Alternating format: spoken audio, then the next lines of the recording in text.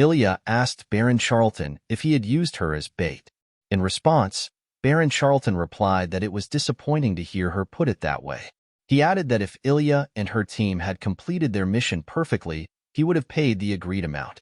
He then urged Ilya to think carefully, reminding her that the assassination of Roman Dimitry had been ordered by His Majesty, and everyone on the continent knew that Kronos was targeting Roman. If word got out that the Kronos Empire's assassination attempt had failed, what would happen to its reputation? Ilya was stunned to hear this. Baron Charlton continued, explaining that he had simply made a rational decision, and that he was actually thankful to Ilya's guild for luring Roman out of Dimitri's territory. Frustrated, Ilya tried to respond, but she suddenly began to feel ill. At that moment, she realized it must have been the drink Lucas had given her, containing a slow-acting poison designed to compel her to contact Kronos. Ilya thought to herself that Roman Dimitry was far more dangerous than Kronos had imagined. However, as Ilya looked at the smug face of Baron Charlton, she decided not to tell him about Roman. Then, Ilya collapsed to the ground. The scene shifted to Roman, who had taken down Ilya's guild members and left the area. As Roman reached the forest, he shouted for someone to come out. In response, 3 figures emerged from the trees, their bodies wrapped in bandages like mummies. They moved in front of Roman, and he asked if they were the shadows that had grown by feeding off the darkness of Kronos. In his mind, Roman thought it was as he had expected. The Kronos Emperor had mobilized their most dangerous operatives to take him down. The 3 figures charged at Roman, demanding to know when he had detected their presence. With a smirk, Roman replied that he had known from the start. He unsheathed his sword and struck one of them, but to his surprise, the attack had no effect. Roman wondered why his attack wasn't working and decided that he simply needed to move faster than his opponents. Using his lightning flash technique, he struck one of them directly, but still, his attack had no effect. Seeing this, Roman thinks to himself that these opponents are not using normal magic. The strange, unknown power they wield is something he has felt before, in his previous life in Murim, where a group of people used a forbidden power. Dark magic, which he believes is called black magic in this world. Returning to the present, Roman easily blocks their attacks and realizes that the Kronos Empire has decided to align itself with evil. Determined, he decides he will become the Heavenly Demon, who crushes evil on his way to the top, a smirk forming on his face. Roman quickly closes the distance with one of his opponents and, using his Heavenly Demon technique, punches the figure multiple times with his fists, easily taking him down. The other opponents are shocked to see how Roman stopped their regeneration, knowing that the only thing that can affect black magic that uses black aura is an attack containing divine power. Roman begins to emit his own aura, thinking to himself that these opponents' abilities must have weaknesses. The first weakness Roman identifies is that when the bodies of the shadows disappear like smoke, they are unable to phase through physical attacks as they return to their physical form. Roman realizes he just needs to strike at that moment. The second weakness is that even when these opponents are in their smoke form, a very faint mana flow remains. Although they become smoke, the connection of the mana still leads back to their center. Roman knows he just needs to break that connection. As the shadows charge at him together, Roman decides to go on the offensive. Using his Heavenly Demon art, Blood Flow, he instantly takes down one of them by smashing him into the ground. Surrounded by a purple aura, Roman declares that the martial arts of the Heavenly Demon only pursue strength, which is why they are also referred to as the martial arts of demons. Only one of the assassins remains, stunned by the defeat of his comrades. Despite mobilizing the demonic humans, they were unable to take down Roman. Fearful, the last remaining assassin realizes that this operation has failed. Realizing he must escape, even if he is the only one left, the assassin dashes toward the other side of the forest. Frightened, he thinks to himself that Roman Dimitry is far more dangerous than Kronos had anticipated. The operation was planned under the assumption that Roman was several times stronger than the testimonies from the last battle suggested, and he believed that even those precautions were unnecessary. He can't comprehend how Roman could seem like a demon, but suddenly, he collapses to the ground, confused about what just happened. It is then revealed that Roman has injured his legs to prevent him from escaping. The assassin, shocked and terrified, realizes that all the Shadow members have been defeated. At that moment, Roman orders him to contact the Kronos Empire and report the situation. The assassin contacts Baron Charlton, who asks if Roman Dimitry has been dealt with. The assassin informs Baron Charlton that the operation has failed. Shocked by this news, Baron Charlton demands an explanation. The assassin reports that their assessment of Roman was completely wrong. Even though Baron Charlton deployed Kronos' main shadow forces, they couldn't even land a single strike on Roman, and their powers had no effect on him. The assassin further informs Baron Charlton that Roman is concealing his true strength. Hearing this, Baron Charlton acknowledges that Roman is indeed formidable. He tells Roman that it is truly remarkable how he attacked the base at a cork and defeated all the shadows. While admitting that his plan has failed, Baron Charlton warns Roman not to think that Kronos will give up so easily. He continues, stating that if they fail once, they will try again. If they fail twice, they will try a third time. Kronos will keep sending assassins until Roman is defeated. He asks, how long can a single person withstand the Empire's attacks? Hearing this, Roman smiles and gives Baron Charlton a final warning. He then takes down the last remaining member of the Shadows. Roman further informs Baron Charlton that somewhere in his mansion, he will find a gift, a poison to be used when Roman comes to take him down, reminding him that Kronos is not the only one skilled in assassination. Roman then tells Baron Charlton that if he truly wants to kill him, it would be quicker to declare war. Baron Charlton is shocked to hear this.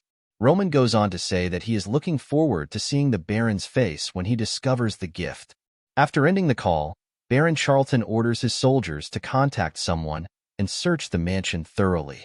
After searching, the soldiers report that they found no trace of an intruder, but they did discover a bottle in the warehouse. Seeing the bottle, Baron Charlton assumes it must be the poison Roman mentioned. He then orders his forces to prepare to go to Behemoth, a group known for dealing primarily with weapons like poisons, and whose antidote technology is considered the best on the continent. One of Behemoth's magicians, Matteo, is stunned after examining the bottle and informs Baron Charlton that he has brought quite a troublesome item. Frustrated, Baron Charlton tells Matteo to stop talking and check if the poison can be neutralized. Hearing this, Matteo attempts to use the antidote but is shocked to find that it does not work. Surprised, Matteo asks Baron Charlton where on earth he found such a poison and tells him that, at this moment, he cannot neutralize it. Stunned, Baron Charlton wonders who Roman Dimitry really is. The scene then shifts to the Kronos Empire Palace, where Baron Charlton informs the Emperor of Kronos about everything that happened with Roman Dimitry. The Emperor then asks Baron Charlton what he thinks of Roman as a person. Baron Charlton replies that he believes Roman is not someone who would bend. The Emperor asks if Roman might break instead, leaving Baron Charlton shocked by the suggestion. The Emperor then orders the summoning of the demons of the abyss, declaring that Kronos will show Roman what happens to those who defy the Empire. Kronos will take down Roman, whom people idolize as a hero, and make him an example so that no one will ever dare to challenge the Empire again. Baron Charlton acknowledges the Emperor's command. The scene shifts to Roman, who has returned to Dimitry. He thinks to himself that, even with the power of magic, creating an antidote for the poison will not be easy, as it is the poison of the 4 heavenly temples. Roman thinks that this will force the Kronos Empire to move cautiously.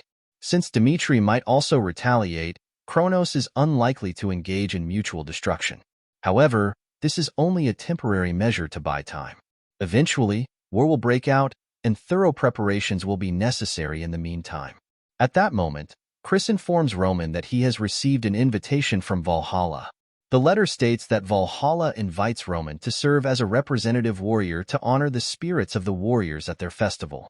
If Roman does not arrive in Valhalla by the day before the festival, which is in 100 days, it will be taken as a refusal of the invitation. Chris further informs Roman that this time the representative warrior from Valhalla is named Barbassa, one of the 12 swords of the continent, who intends to avenge the death of Earl Denver. Barbassa is a 6-star swordsman, ranked 6th in Valhalla and 11th on the continent. Hearing this, Roman thinks to himself that the dispositions of Kronos and Valhalla starkly diverge. If the Kronos Empire is known for its ruthlessness, then Valhalla represents the utmost fairness in combat. Chris then tells Roman that this is an offer that doesn't necessarily require acceptance. Now that Dimitry has become a public figure, Roman's security is more important. Roman responds by stating that, as Chris has mentioned, refusing Valhalla's invitation wouldn't cause any immediate problems. However, if he were to decline, Valhalla, which values the honor of warriors, would claim victory and tarnish his reputation. Roman further explains to Chris that he must be an absolute symbol for those who follow him and provide his people with the assurance that being with him means victory. Chris is surprised to hear this. Roman continues, saying that refusing Valhalla's invitation might avoid immediate danger, but that single refusal could create a small crack in people's faith. Therefore, Roman declares that in 100 days, he will accept Valhalla's invitation, as that is his role. Rumors began to spread that the Accorch Guild had accepted the assassination request targeting Dimitry, only to be eliminated themselves. Thanks to this rumor, assassination requests in the northeastern region dropped significantly, especially those related to Dimitry. No one dared to take them up. With the downfall of just one person, a clear message was sent that instilled fear in the hearts of many. The scene then shifts to Dimitry territory, where Kevin reflects on the fact that once again, his lord, Roman, ventured alone into the Accorch headquarters. Kevin wonders if simply watching Roman face danger is all he can do. Many have remarked that Kevin and other Dimitry soldiers are growing at an abnormally fast pace, but even so, this alone is not enough for them to follow the path Roman is walking toward the future. For Kevin and the other Dimitry soldiers to contend with Kronos, which controls the continent, they must become even stronger than they are now. At that moment, Kevin overhears Felix and Chris talking. Felix informs him that they have successfully developed a magic circle capable of increasing the mana density in a designated area. It's not perfect yet, but Felix should be able to reduce the margin of error within 6 months and resolve those issues. This magic circle doesn't just increase the power of magic. It could also be used to train Oranites, at least in theory. Later, Kevin goes to see Felix with the others. Felix warns Kevin that it's too reckless, as he has repeatedly stated that the technique is still unstable. Kevin responds by saying that what matters most to him and the other knights is to be of some help to their lord in the near future. The enemy they will eventually face is an empire that has reigned as one of the strongest forces for centuries. Hearing this, Felix agrees, but reminds them that safety is of utmost importance. He cautions that if anyone gets injured before they have a chance to do anything for Lord Roman, Felix would feel ashamed to face him. Everyone feels encouraged by Felix's words. The scene then shifts to 15 days later in the mines, where the workers are laboring. Suddenly, one of the workers warns everyone to step back as the passage begins to collapse. At that moment, the artifact, Air Shield, activates, blocking the collapse and saving the workers. As the dust settles, one worker discovers something and calls for Morkan. Morkan is shocked to see a massive underground passageway and wonders who could have built it. He immediately instructs the workers to fetch Felix. Moments later, Felix arrives and inspects the steel gate. He notes that the entire gate is infused with magical energy, warning that if anyone had tried to force it open, it would have triggered an explosion. Felix decides to cast interpretation magic first. As he casts his spell, the door unlocks. However, as it opens, a barrage of arrows is unleashed. Startled, Felix steps back, but Roman calmly blocks the arrows with his aura. Seeing this, Felix comments that it appears to be a dungeon behind the door, rigged with traps. Roman then tells Felix that he will go ahead and investigate. Shocked, Felix protests, saying it's too dangerous since they don't know what other traps might lie ahead. He urges Roman to give him some time, so he can try to figure out the traps within the dungeon. Roman informs Felix that if someone is living inside this dungeon, they would have already noticed their presence, and the longer Roman delays, the more dangerous the situation will become. As he steps forward, he instructs Felix to stay behind. Entering the dungeon, Roman recalls that the traps of the Jagal clan were similar to these. At that moment, more arrows are launched toward him, but Roman skillfully blocks them using his aura techniques. Suddenly, a voice from the dark side of the dungeon commands Roman to stop, warning that this is their territory and if he comes any closer, they will have no choice but to take him down. In response, Roman calmly raises his sword and declares, "I am Roman Dimitry of the Dimitry household, and the endless mountain range belongs to us. It is you who must reveal your identities." One of the figures from the dungeon dismisses Roman's words as nonsense, but Roman remains firm, stating that he has come to negotiate. He asserts that the endless mountain range lies within the territory of Cairo, over which the Dimitry household has inherited authority. Roman warns that if they maintain their current attitude, he will consider them his enemies. At that moment, the leader of the dungeon dwellers steps forward and tells Roman not to impose human laws on them. Roman is surprised to see that the leader is a dwarf. The dwarf explains that they have established their roots in the underground for ages.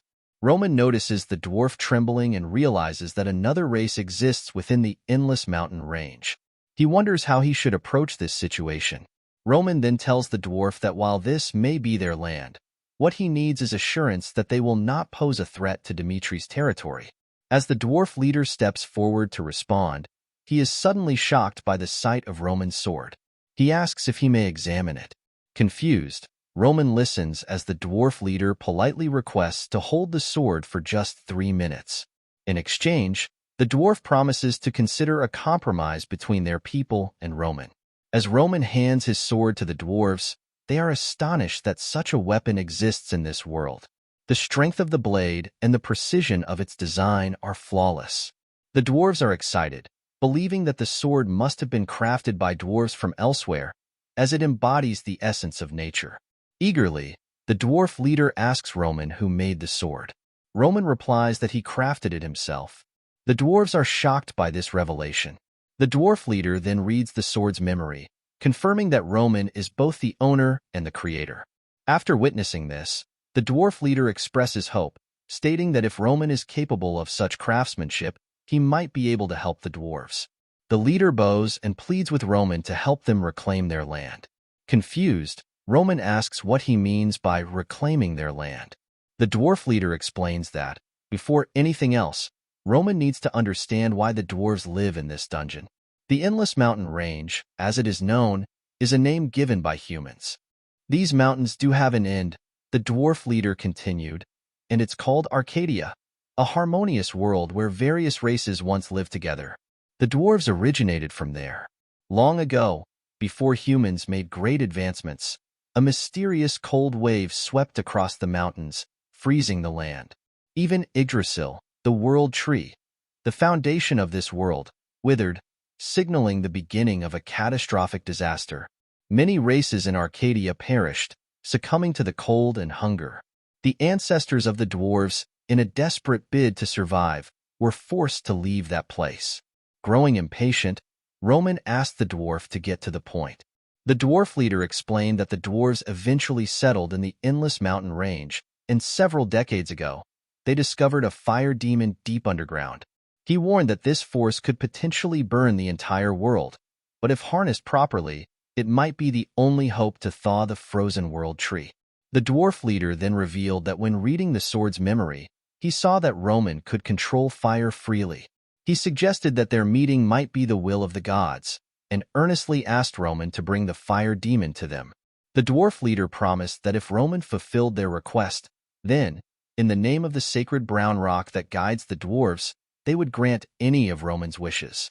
Roman pondered to himself, realizing he had been meeting people reminiscent of those from his previous life. Could all of this really just be a coincidence? The Dimitry family, known for its blacksmithing heritage, and the endless mountain range behind their territory were strikingly similar to the 10,000 mountains of the Heavenly Demon. Though Roman had chosen a different path in this life, the experiences from his previous one had proven invaluable. Determined to uncover what had led him to this moment, Roman agreed to the dwarf's request. The dwarf leader was elated and led him to the location where the fire demon resided. Upon reaching a cliff, the dwarf leader stopped and informed Roman that beyond this point, the dwarves could not proceed. The fire demon was far too dangerous. He urged Roman to be cautious. Roman, however, reassured them not to worry. As he stepped forward, he reflected on the questions that had brought him to this place. Roman lived for his beliefs and followed them without hesitation. Roman sees the flame demon, which to him resembles a small sun. As he moves closer, his clothes begin to burn away. Roman acknowledges the danger, realizing that the heat far exceeds the limits of his immunity to extreme temperatures. He understands that in order to confront the flame demon, he must accept it. Roman then uses his flame mastery technique to gather the demon's flames. As he reaches out to seize the flame demon, he reflects that if the path he walks and the purpose of his destiny are aligned, it is not the result of fate, but a life shaped by his own choices. The flame demon speaks to Roman, urging him to accept it, claiming that Roman is blessed by fire and that their destinies are bound together in a powerful bond. True to his nature, Roman responds that he doesn't care about the demon's identity, and if the flame demon wishes to stay with him, it must follow Roman's will. The flame demon agrees, acknowledging that it is a fitting answer. Roman then emerges from the cliff, having successfully acquired the flame demon. The dwarf leader is utterly shocked to see that Roman has succeeded. Roman hands the flame demon to the dwarf leader, who, in that moment, reflects on the warnings passed down by the ancestors about the greed of humans. However, the dwarf realizes that Roman is different. As he takes the flame demon, the dwarf leader pledges that the dwarf tribe will swear allegiance to Roman Dimitry from this day forward. Hearing this, Roman smiles and assures him that Dimitry will never despise the dwarves. Meanwhile, Roman privately notes that a portion of the flame demon's fire has fused with his dantian, and he begins to contemplate how he will harness its power in the future. The scene shifts to the Redford Ministry of Finance, where a worker informs Count Rondon that the Golden Bank has issued a final warning. If the debt is not paid within 2 weeks, a debt collector will be called. The worker adds that if the situation persists, Redford will face bankruptcy. Count Rondon asks if there is any room for negotiation. The worker replies that the Golden Bank has stated there will be no further chances. Count Rondon grows worried upon hearing this. Over the past few years, he has fought hard to save the country, but many issues remain unresolved. He then inquires about the king's stance on the matter. The worker responds that it is a shame, as the king is no longer the same ruler he once was. Someone must have deliberately caused His Majesty to fall to such a low state, and as long as that person remains, the problem will persist. Count Rondon contemplates his next steps, aware that he is blamed for the current troubles. Unlike his respected father, Count Rondon's reputation among the people is quite poor. Count Rondon instructs the worker to compile a list of factions that could potentially assist them, prioritizing the urgent need to address the debt owed to the Golden Bank. Count Rondon had already attended 10 meetings, facing 10 rejections. Initially, he approached individuals with whom he had prior connections, but their disinterest was so apparent that they refused to even meet with him. The scene then shifts to Dimitry territory, where Count Rondon reflects on his situation. He never imagined he would be seeking aid from a recently established territory, yet now he has no choice but to pursue any viable source of support. Meanwhile, at Roman's training grounds, Han informs him that a guest has been waiting for several days to meet him. As Roman steps out of his training room, he remarks to Han that he was about to head out anyway. Observing Roman, Han thinks to himself that Roman appears different than before. Han then asks how Roman's training is progressing. Roman responds that, thanks to Han's efforts, he was able to focus entirely on his regiment. Finally, Roman inquires who has requested to meet with him. The scene shifts to Roman's office, where Count Rondon introduces himself. In Roman's mind, he recalls seeing Count Rondon's name on the Akorch kill list as one of Kronos' main targets. Count Rondon apologizes for making this request during their first meeting, but he asks if Roman could lend him 100,000 gold. He explains that if Redford cannot repay its debt to the Golden Bank, it will face bankruptcy. Count Rondon emphasizes the critical importance of Redford to the world. Roman smiles to himself, noting that Count Rondon skillfully shifted the discussion to the strategic value of his territory, which Roman finds very clever. Count Rondon continues, stating that if Redford falls, the Kingdom Alliance will lose a key strategic pillar against the Kronos Empire. He urges Roman's assistance, pointing out that without support from other countries, Redford will not survive long. Roman responds by mentioning that he has heard rumors about Count Rondon, the wealthy individual from Redford known for amassing riches through ruthless business practices and being labeled as a scoundrel or cold-hearted by many. Count Rondon, however, appears very different from the rumors that Roman has heard. Roman asks Count Rondon to explain his situation and the reasons behind his intense efforts for Redford. Count Rondon reveals that he is under surveillance and cannot be seen as a man of patriotism and wealth like his father. To avoid this, he has deliberately tarnished his reputation. The wealth he seized and destroyed came from individuals involved with traitors. Count Rondon expresses his desire to end the suffering of his country and its people, believing that the Kronos Empire is behind these troubles. To secure this agreement, Count Rondon pledges the Rondon territory and the family's heirloom in exchange for Redford's restoration to its former glory. He assures that both the Rondon family and the Redford kingdom will forever remember this favor. Roman agrees to the proposal, which surprises Count Rondon. Roman further states that, like Cairo, Redford must survive by any means necessary, and that opportunities will arise for Count Rondon. Count Rondon is taken aback by this response. Count Rondon reflects on a memory of his father, advising him never to give up, as opportunities will present themselves in due time. Returning to the present, Count Rondon assures Roman that he will certainly repay the kindness shown by the Dimitry family. The scene then shifts outside, where rumors are circulating about an upcoming festival to honor the souls of the Valhalla warriors. It is said that Barbassa of the 12 Swords has chosen Roman Dimitry as his opponent. This is notable as it is the first time a challenger of such high rank is not from the Empire. However, rumors also suggest that Roman Dimitry has declined the invitation, leading people to speculate that he must be intimidated. It makes sense, given that Butler, Nicholas, and Gustavo, who are continent-level challengers, are clearly ranked lower. Even if they attack together, Barbassa would not lose. The scene shifts back to Roman's office, where he is reading a letter. Smiling, Roman thinks that with Valhalla becoming more overt, the Dimitry family must also respond appropriately. The scene shifts to later in Roman's office, where Kevin asks why he was excluded from the Valhalla expedition. Roman explains that the dangers of this mission are not limited to him alone. Without Roman present, Dimitry territory would become extremely vulnerable.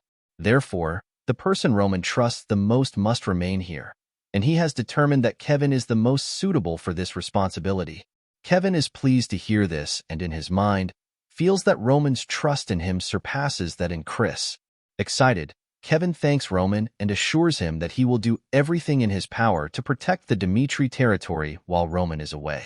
Roman, observing Kevin's enthusiasm, advises him to calm down. He then turns away and reflects that, from now on, Dimitry must win this seemingly impossible battle. To demonstrate that the Empire is not unbeatable, Roman realizes that he must go to Valhalla.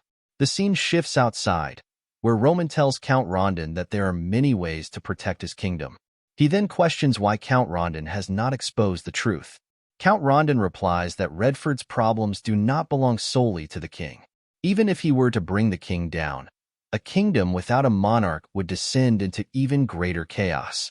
Therefore, Count Rondon believes it is better for him to bear the people's criticism. Until preparations for Redford's survival are complete, the truth must remain hidden from the kingdom's people. Hearing this, Roman reflects on a friend from his previous life as a heavenly demon, a demonic scholar named Yu-Hyun. Yu-Hyun was unique, believing that humans were inherently good. Despite being born into a reputable household, Yu-Hyun had no desire for power, possibly because he led a life so different from Baek Joong-Hyuk. The two of them occasionally spent time together, during which Baek Joong-Hyuk would ask Yu-Hyun about his trips to the village to help its people. Baek Joong states that while Yu-Hyun probably acted out of a good heart, people will keep expecting him to return because of his actions. If Yu-Hyun doesn't show up again, they will become angry and eventually begin to hate him. It's human nature to want more once something has been given, and this applies to both the poor and the rich. Hearing this, Yu-Hyun smiles and tells Roman that people might indeed hate him, as Roman suggested, but Yu-Hyun is simply following his heart. If there are people like Baek Joong in the world, there must also be people like Yu-Hyun to balance things out. Hearing this, Baek Joong can't help but smile. He thinks to himself that although Yu-Hyun is different from him, he doesn't dislike him. 1 year later, Roman receives the news that Yu-Hyun has died in a village. On that day, Baek Joong rampages through the village and finds the culprit behind Yu-Hyun's death. The man apologizes to Baek Joong, claiming he never intended to kill Yu-hyun. But Baek Jung doesn't listen and strikes the man down with a single blow. In his mind, Baek Jung reflects that whether people are rich or poor, a human is just a human. If they continue choosing to sacrifice themselves, they will eventually be forced into it. Returning to the present, Roman, while looking at Count Rondon, is reminded of Yu-hyun. Count Rondon thanks Roman for his help and mentions that he will now return to repay all of his debts. As they shake hands, Roman tells Count Rondon to return safely. Later, as Count Rondon reaches Redford city center, he thinks about Roman's parting words. Roman had cautioned him to be careful, warning that the moment people believe the Redford household and the kingdom are no longer powerful, anything could happen.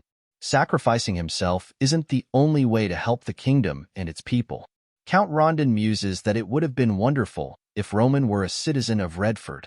The repayment of the Golden Bank's debt is just the beginning, and Count Rondon plans to use this event to turn Redford's situation around. However, to his surprise, he hears the sound of people attacking his carriage. The knight captain shouts, ordering the knights to protect the carriage. He is baffled by the sudden appearance of so many robbers. Drawing his aura sword, the knight captain manages to push the robbers back, but he is stunned to see a child standing in front of him. In that moment, the child throws dust into the knight captain's eyes, causing him to fall to the ground. Seizing the opportunity, the robbers converge and overwhelm the knight captain. Shocked by this, another knight wonders who these robbers are, as they don't seem like ordinary thieves. Suddenly, a small arrow strikes the knight, and he begins to lose consciousness. Seeing the opportunity, a robber moves in to attack the knight, but Count Rondon steps forward and commands the robber to stop. He explains that the money in the carriage is crucial for resolving the kingdom's debt, and if they are indeed citizens of Redford, they must not attack. Without this money, Redford has no future. At that moment, a man named Jacqueline appears from behind, declaring that it's nonsense, as Count Rondon is the traitor of this country. Jacqueline strikes Count Rondon, knocking him to the ground, and the robbers steal all the gold. The scene then shifts to Dimitry territory, where Roman is preparing to leave for Valhalla. The people have gathered to show their support for Roman in his mission to bring down Valhalla. Kevin vows to protect Dimitry territory while Roman is away. Meanwhile, we see Lucas hurrying to reach Roman, desperate to inform him of the truth immediately. The scene shifts to a restaurant, where someone informs Jacqueline of a rumor that the Rondon household has stolen the country's money. He adds that there is information suggesting that, by tomorrow morning, they will be transporting the money to Dimitry territory to seek asylum.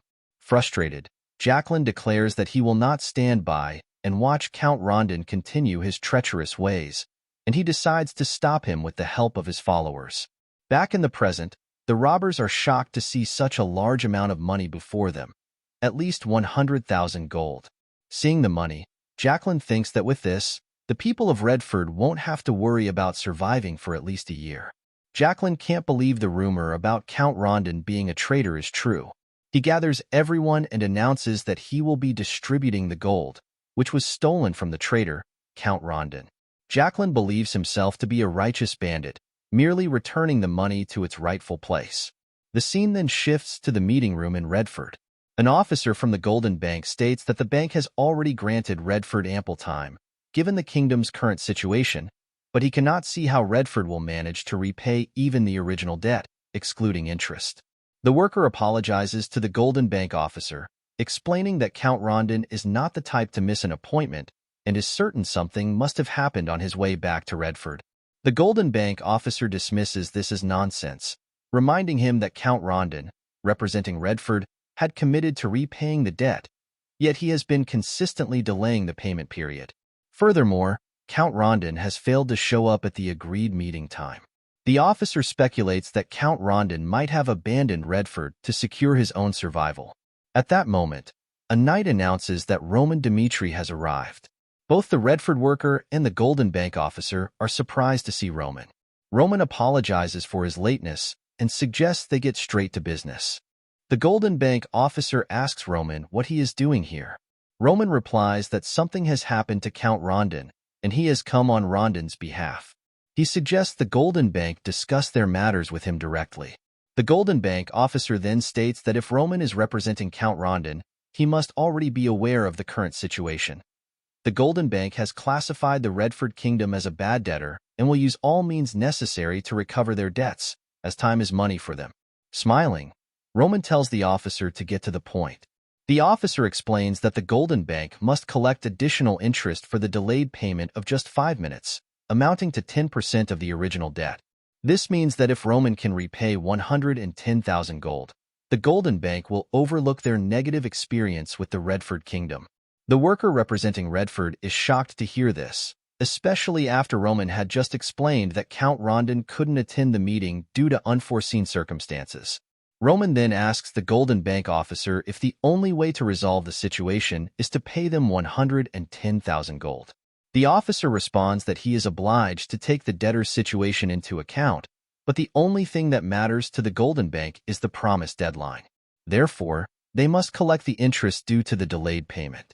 Roman then asks the officer whether the Golden Bank seeks repayment or simply aims to cause destruction under the guise of a loan. Both the Redford worker and the Golden Bank officer are shocked by this statement. Roman continues, saying he doesn't know what the Golden Bank's true intentions are, but no lending company in the world would be willing to go to war just to collect a debt. Angered, the officer replies that the Golden Bank is no ordinary loan company. The bank's relationships with its debtors are built on trust, and the reason everyone pays their debts to the Golden Bank is because they are known to set strong examples for those who do not. Hearing this, Roman responds that he still doesn't understand. The Redford Kingdom is already in a dire debt situation, with the king failing in his duties and the nation in distress, yet the Golden Bank loaned them money anyway. A trusted place and a relationship built on trust? That doesn't seem to add up, Roman remarks. Frustrated, the officer asks if Roman is implying that the Golden Bank loaned Redford money just to watch them fail. The officer states that he cannot continue the negotiation and prepares to leave the room. As he turns to go, Roman tells him to hear him out. Roman will repay all of Redford's debt. While the debt is resolved, the officer adds that the Dimitry household has made a significant mistake. Before leaving, the Golden Bank officer tells Roman that he looks forward to seeing him again. The Redford worker thanks Roman, expressing gratitude for his help in enabling Redford to overcome a major crisis. Roman replies that no thanks are needed, as he had his own reasons for helping. They then go to see Count Rondon. When Count Rondon wakes up, he asks Roman what happened to the gold in the carriage. Roman explains that by the time he heard about what had happened to Count Rondon, the group that attacked him had already distributed all the gold to the people of Redford Kingdom. Shocked by this revelation, Count Rondon thinks that it's over for the Redford Kingdom. However, Roman reassures him that he has resolved the debt with the Golden Bank. Upon hearing this, Count Rondon begins to cry, expressing that Redford owes a great debt to the Dimitry household and thanking Roman for everything. Roman, however, tells Count Rondon that he is sorely mistaken. This is not the time for gratitude. Count Rondon is taken aback by this statement. Roman explains that the incompetence of Redford has created the worst possible situation. Reflecting on Roman's words, Count Rondon acknowledges to himself that he is right. Perhaps the root cause of their troubles lies in Redford's incompetence and his own weak-mindedness. Roman asserts that from now on, they will no longer follow Count Rondon's methods. Instead, they will resolve their issues using his approach. Roman tells Count Rondon that he has already warned him that worthless generosity can lead to a loss of fear in people's hearts, resulting in unpredictable behavior. However, Count Rondon chose to trust people, a reckless decision. As a result, he broke his promise to Roman and was unable to resolve his issues, even with the 100,000 gold. If it weren't for Roman, the Redford Kingdom would have been swept into war. Count Rondon apologizes to Roman, acknowledging that nothing he says can justify the current situation. Nevertheless, Roman chose not to abandon Redford and decided to repay their debt for them. Count Rondon realizes that Roman must want something in return and asks him to specify what that is and what he expects from him. Roman states that the promise of the Dimitry household to support Redford still stands. He will not set a deadline for the repayment of the 210,000 gold, but he will collect double the amount at some point in the future. Roman also wants to reveal the truth about Count Rondon's actions to the people of Redford. In his mind, Roman contemplates that perhaps what happened this time was something he wanted to pursue because of Yu Hyun. Roman tells Count Rondon that he wants to make it known that Count Rondon is not a traitor, but a patriot. Therefore, Roman urges Count Rondon to raise a rebellion and take the throne of Redford. Count Rondon is shocked to hear this. Meanwhile, in a restaurant, Jacqueline and his team are reveling in their recent success. One of the members remarks that since not even the Oranites can match them when they work together, it suggests that the Oranites may not be as powerful as they previously believed. They decide that even if the Redford imperial family sends soldiers, they will fight them together. At that moment, the door swings open, and Chris enters with soldiers, stating that he is here for Jacqueline. Chris instructs the soldiers to bring Jacqueline to him. Seeing this, Jacqueline wonders if the soldiers have come to arrest him. His team attempts to retaliate, and one of the members charges at Chris. However, with a single strike, Chris swiftly takes him down, shocking everyone present. Chris then tells everyone that whoever stands in his way will be taken down. In an instant, Kevin steps in front of Jacqueline and asks if he is Jacqueline. Upon confirmation, Chris wastes no time in pushing Jacqueline to the ground and dragging him to the plaza. Seeing this, the crowd becomes enraged and declares that they will not tolerate anyone messing with the hero of Redford. They decide to rescue Jacqueline, grabbing any weapon they can find and rushing to the plaza. There, Roman observes the gathering crowd and thinks to himself that the stage is now set. He introduces himself to the people of Redford as Roman Dimitry from the Dimitry dukedom, and he announces that he will dispense punishment upon this criminal, Jacqueline. Roman charges Jacqueline with instigating the people of Redford and stealing funds from Count Rondon. In response, the people of Redford claim that Count Rondon is a traitor who sold out their country. They also recall the actions Count Rondon attempted against the Dimitry household, emphasizing that the money in the horse carriage rightfully belongs to Redford. The people already know that Count Rondon was trying to smuggle that money into the Dimitry territory to seek asylum there. They insist that this is not an issue for foreigners to handle and demand that Roman release Jacqueline immediately. Roman then asks the crowd where the evidence for their claims is. Jacqueline interjects, stating that it was not a small sum of 10,000 gold, but rather 100,000 gold. With such a significant amount of money, what else could Count Rondon be trying to do if not seek asylum? In response, Roman points out that this means Jacqueline has reached a conclusion based on mere speculation. Jacqueline retorts that everyone in Redford knows Count Rondon is not a good person.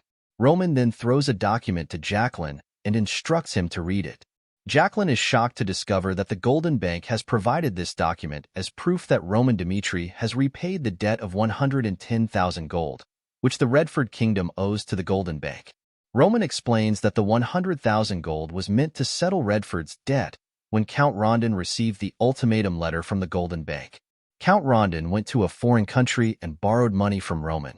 Due to Jacqueline's foolish actions, there was an additional 10,000 gold to be paid, along with the 100,000 gold that was lost. This is the truth that all the people of Redford have failed to recognize. Shocked, Jacqueline asserts that this is nonsense and insists that this is a forged document.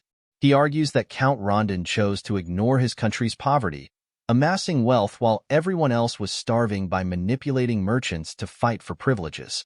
Count Rondon enjoyed luxuries that the people of Redford could only dream of. Roman again asks Jacqueline to provide solid evidence to support his claims, stating that what Jacqueline has just said lacks merit as evidence to prove Count Rondon is a traitor. Jacqueline is stunned to hear this. Roman further explains that what the people of Redford believe about Count Rondon are merely rumors spread by the barons, yet the people have chosen to accept these as truth. In fact, Baron Dread is the real traitor, as he has been leaking information to the Kronos Empire. This is why Count Rondon risked his life to drive Baron Dread out of Redford. The people are shocked to hear this. Roman then tells everyone that if anyone present can provide proof that Count Rondon is a traitor to the Redford Kingdom, he will release Jacqueline immediately. Roman further addressed the gathered crowd, explaining that he had asked Count Rondon why he endured being labeled a traitor despite facing so much criticism, and why he chose not to reveal the truth. Count Rondon understood that in this hostile era, if the person being criticized had been the king of Redford, today's riot would not have been the extent of it. Instead, it would have escalated into a full-scale rebellion capable of overthrowing the nation. Roman then asked Jacqueline if this entire riot was truly his intention. Shocked, Jacqueline asked Roman what he meant. Roman revealed that the information about the gold coins being loaded into the carriage to resolve the Golden Bank issue was known only to an insider.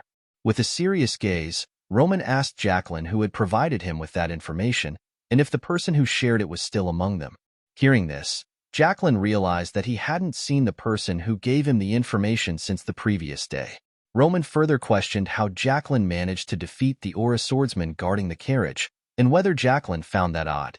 He pointed out that Jacqueline had the opportunity to uncover the truth but chose not to do so. Jacqueline was swayed by imperial agitators and crossed a point of no return. As a result, Count Rondon, who cares more for this country than anyone else, was injured, and innocent soldiers lost their lives. Roman looked at Jacqueline and asked if he truly believed he was the hero who saved Redford. Jacqueline was stunned by this revelation. On the other hand, after hearing Roman's words, the people who had come to support Jacqueline dropped their weapons. Jacqueline was further shocked as he realized he had been manipulated and began to reflect on what he had done. He then remembered a conversation with one of Count Rondon's workers, during which Jacqueline commented that the worker must be struggling, working under a traitor like Count Rondon.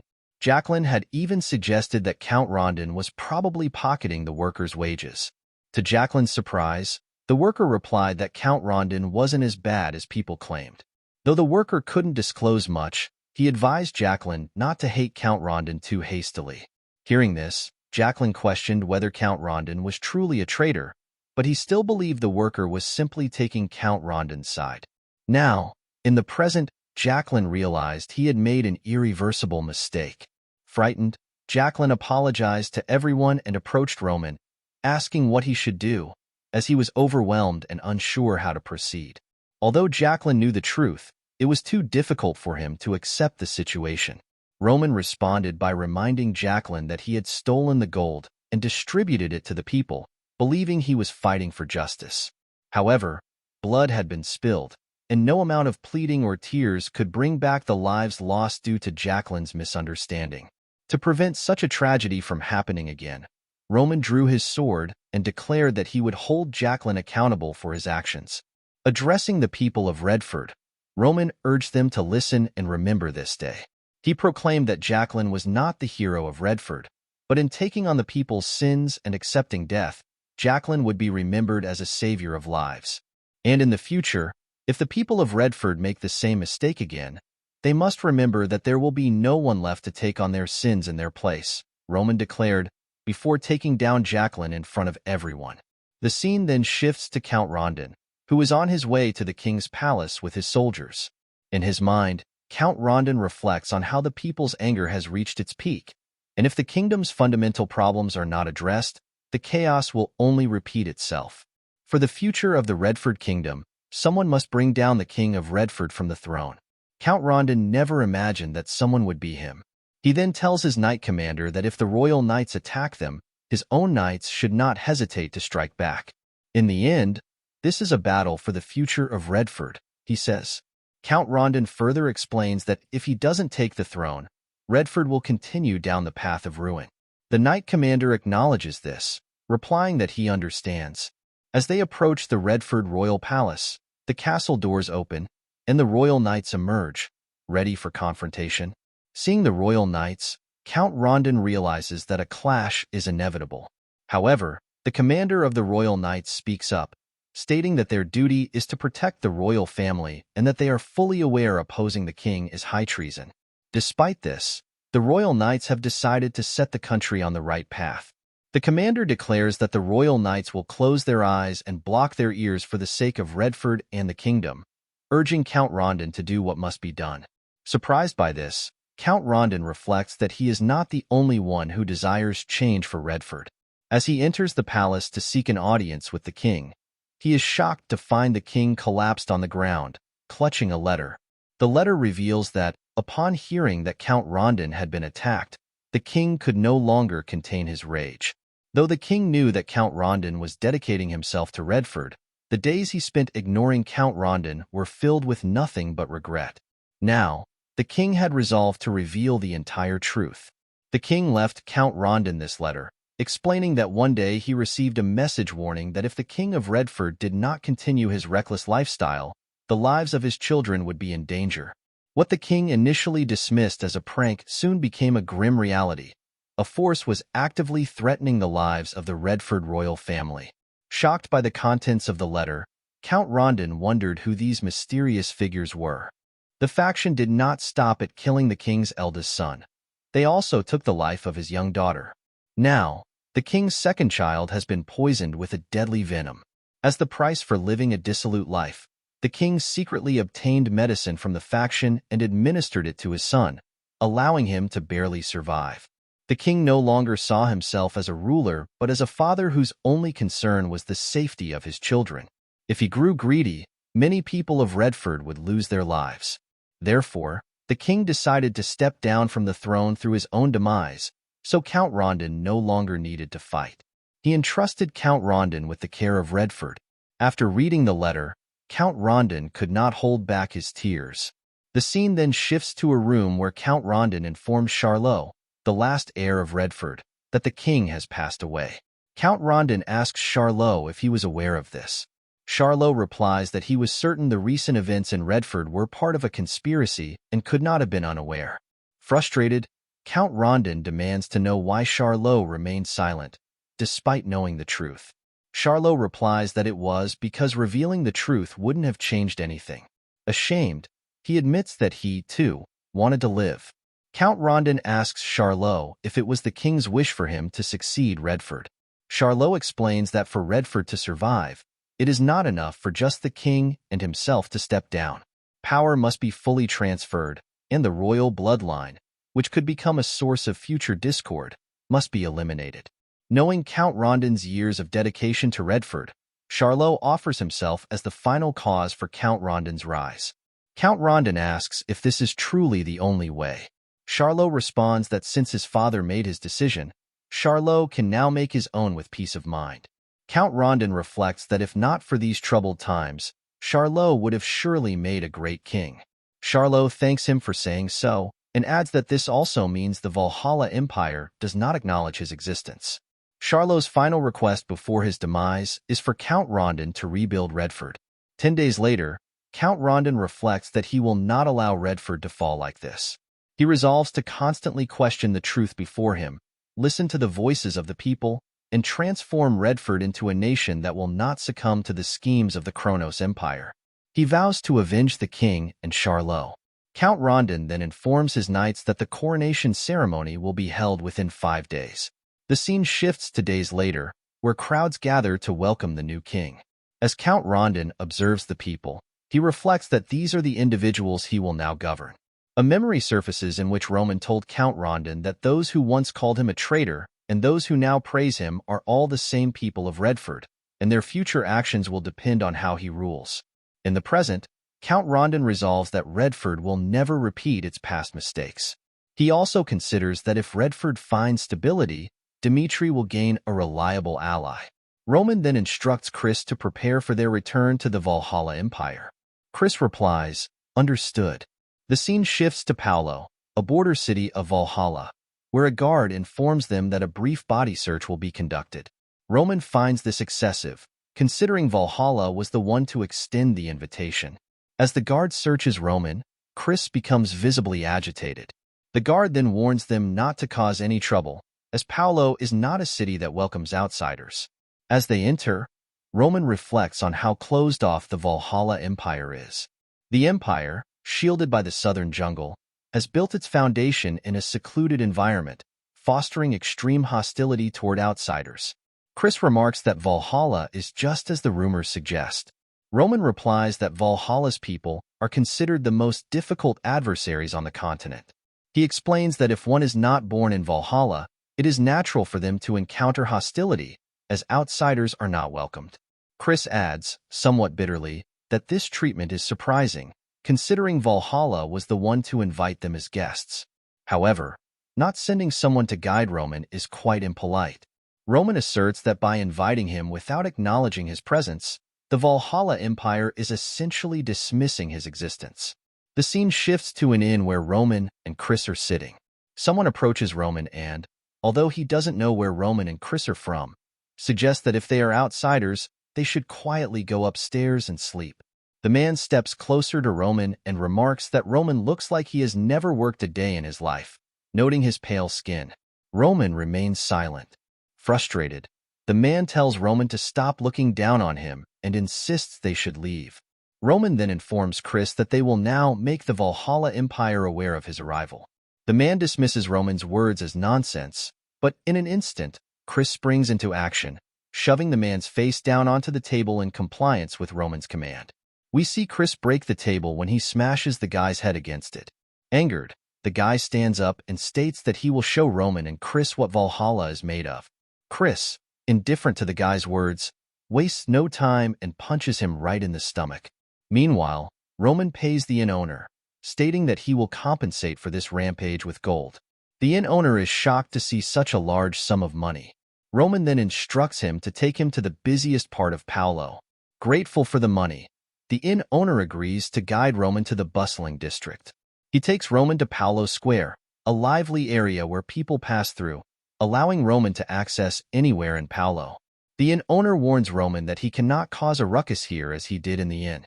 In his mind, Roman reflects that even though Valhalla calls itself an empire, it does not embody the dignity of one. He finds this situation interesting and thinks that if Kronos cannot control its greed, Valhalla has yet to shed its barbarism. With this in mind, Roman decides to act accordingly. Roman shouts, introducing himself as the heir of the Duchy of Dimitry to the people gathered in Paolo Square. He further informs the crowd that anyone daring to challenge him should step forward. Meanwhile, the innkeeper hides himself from the commotion. Hearing this, the onlookers in Paolo Square wonder if Roman is insane. Suddenly, a man steps forward, questioning how Roman could cause trouble in Valhalla, and decides to accept his challenge. As the man swings his weapon to strike Roman, Roman swiftly dodges the attack. In an instant, he closes the distance between them and takes the man down, and defeats him with a single strike. Witnessing this, the spectators begin to shout, proclaiming that the man does not deserve to be from Valhalla.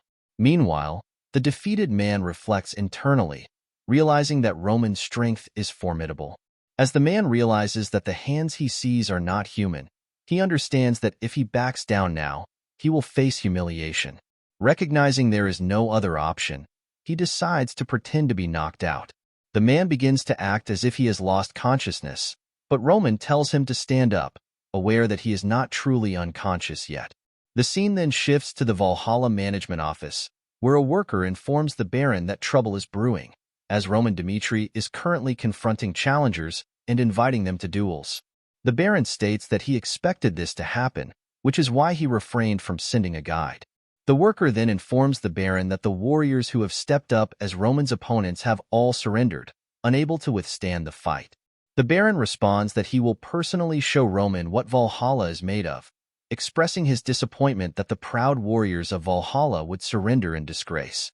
The scene shifts back to Paolo Square, where Roman has already defeated numerous Valhalla warriors. At this moment, one of the Valhalla commanders arrives with a few soldiers and asks Roman what he is doing there. As Roman is merely a foreign guest in Valhalla, the commander questions why he is causing such trouble. He states that if Roman does not provide a valid reason, he will have no choice but to punish him. Roman calmly replies that he does not understand what valid reason the Valhalla officer is referring to. He further asserts that Valhalla is a land where strength speaks for everything and claims that he is doing this because Valhalla wanted him to prove himself. Surprised, the Valhalla commander thinks to himself that he did not expect Roman to be even more combative than those born in Valhalla. Nonetheless, the commander insists that he cannot overlook this incident, as a duel in Valhalla is considered pure and sacred, and there is no law allowing one to trample on the defeated in such a manner. He informs Roman that he must undergo an investigation according to procedure, after which the commander will personally escort him to the capital. In response, Roman states that he refuses to comply. Angered, the commander asserts that in Valhalla, Roman has no right to refuse. Hearing this, Roman declares that he will handle the matter according to Valhalla's laws. Roman requests a trial by combat, stating that if the commander wishes to investigate him, he should bring all his soldiers and attempt to take Roman by force. Hearing this, the commander orders his soldiers to arrest Roman Dimitry immediately. As the soldiers charge toward Roman, he realizes that they are the Wild Ones, a small tribe from the southern jungles known for their exceptional combat prowess, even within Valhalla. The Wild Ones quickly surround Roman, and the commander warns him not to underestimate Valhalla. He then commands the Wild Ones to attack Roman together. As they rush forward, Roman easily punches one of the Wild Ones away, maintaining a smile on his face. He thinks to himself that, in the end, these warriors are nothing more than beasts. Soon, Roman defeats all the Wild Ones with ease. He then tells them that if they surrender, he will let them go. One of the defeated Wild Ones responds by stating that he surrenders. With a smile on his face, Roman remarks that the Wild Ones can speak.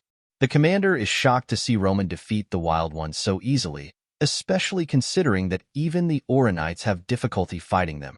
He now realizes that Roman Dimitry may be even more powerful than he initially thought. The commander concedes his defeat and, as promised, agrees to send someone to guide Roman to the capital. Roman can't help but smile, as he recalls Lucas's report indicating that Valhalla is rather two-faced. Outwardly, they project satisfaction with their current state, yet they harbor ambitions for empire unification, similar to Kronos. Roman reflects that Valhalla chose to provoke him before he stepped onto the stage, serving as evidence that they remain the simple barbarians of the South. If he defeats Barbarossa, the traditionalist factions will accept the outcome. However, the current leaders of Valhalla belong to a shrewd and progressive group. Regardless of the result, Roman knows that danger is inevitable. The scene then shifts to the next day. Sanchez, a man sent by Baron Paolo to guide Roman to the capital, accompanies him as they travel. As they move forward, Roman reflects that Sanchez is much more talkative than the others. Later that day, while setting up a campfire, Sanchez shares that he has heard a lot about Roman and is genuinely impressed. Although Roman was not born in Valhalla, Sanchez feels he embodies the spirit of a warrior from Valhalla's past. He further remarks that the legendary warriors from absurd stories and historical texts were said to be able to split mountains in two with a single slash. With a sigh, Sanchez notes that Roman is alive in the present day. Sanchez then asks Roman if it is true that he defeated Captain Gustavo, acknowledging that rumors are often exaggerated. Frustrated, Chris reminds Sanchez to be mindful of his words. Roman, however, assures Chris that it's fine and adds that it seems Sanchez has something he wants to say. Roman prompts him to get to the point. Sanchez then states that since Roman has asked him to be honest, he will do so, asking Roman what qualifications he possesses. For Roman to be chosen as Sir Barbassa's challenger, it is essential to understand the significance of Valhalla's 6th-ranked Barbassa and 12th-ranked Morales. The story of these two warriors is well known in Valhalla, as they were born in the same region and have been competing against each other since childhood. While Morales was born with enough talent for people to call him a genius, he has still been unable to overcome the gap between himself and Barbassa, who was born a noble. Half a year ago, Morales was selected as the warrior to participate in the festival that everyone eagerly anticipated. There is a saying that if a warrior dies during the festival, which honors the souls of fallen warriors, they will ascend to Valhalla regardless of whether they win or lose. Morales gladly accepted this honor, and his chosen opponent was Barbassa. He truly believed that the god of warriors had created this stage for him. Sanchez, who is Morales' apprentice, tells Roman that the opportunity he has taken away is the wish of all warriors in Valhalla. He does not believe the rumors circulating around the world, as they all seem absurd. Sanchez further states that even the strongest warriors on the continent were not able to achieve such strength in their mid-20s. He questions whether Roman truly believes he is qualified to fight Sir Barbassa instead of Sir Morales. Roman then asks Sanchez for the basis of his judgment. Sanchez replies that such justification is unnecessary. It is simply that the reputation Roman has built up has yet to be proven. Roman responds that he will demonstrate his worth to Sanchez in person. Confused by this, Sanchez is informed by Roman that he should tell everyone in Valhalla that Roman will gladly fight anyone who wishes to challenge him for his position in the festival. With a smirk, Roman asks Sanchez how that sounds, adding that Sanchez could also challenge him personally.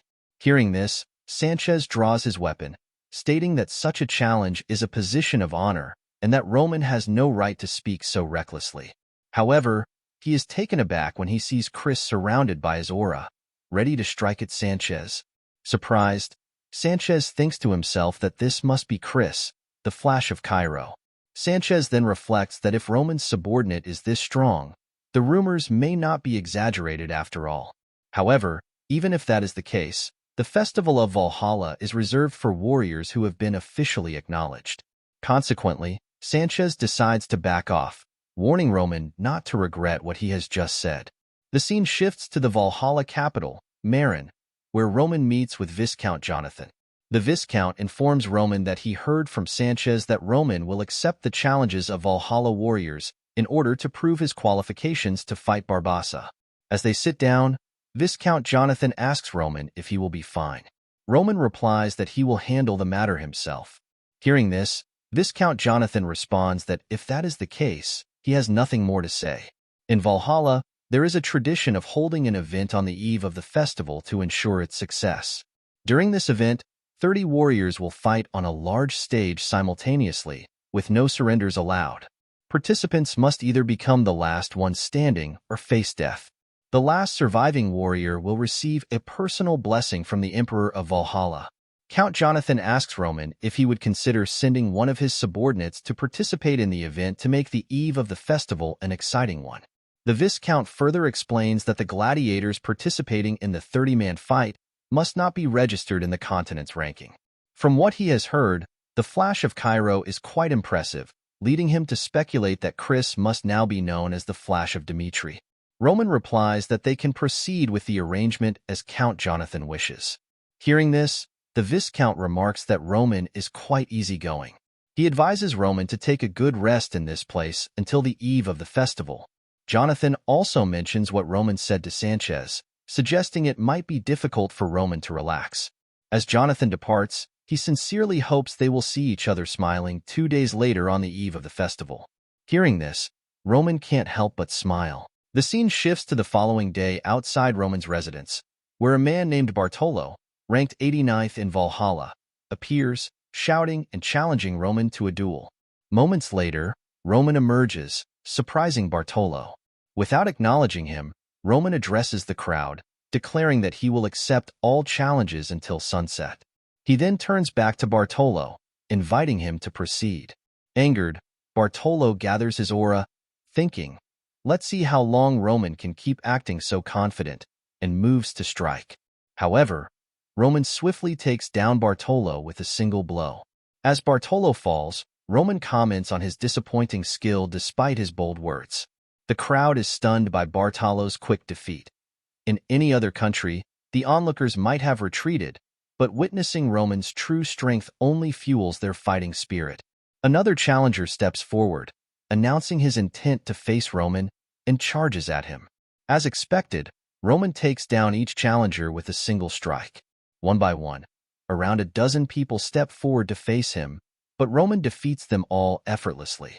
With a serious expression, Roman then addresses the gathered crowd, stating that the sun is still up and asking if anyone else is willing to challenge him. He adds that there is 1 day left until the festival's eve and invites any potential challengers to knock on his door anytime. He then leaves the scene. Later that day, word spreads that warriors from Valhalla have been challenging Roman since early morning, yet all have been defeated.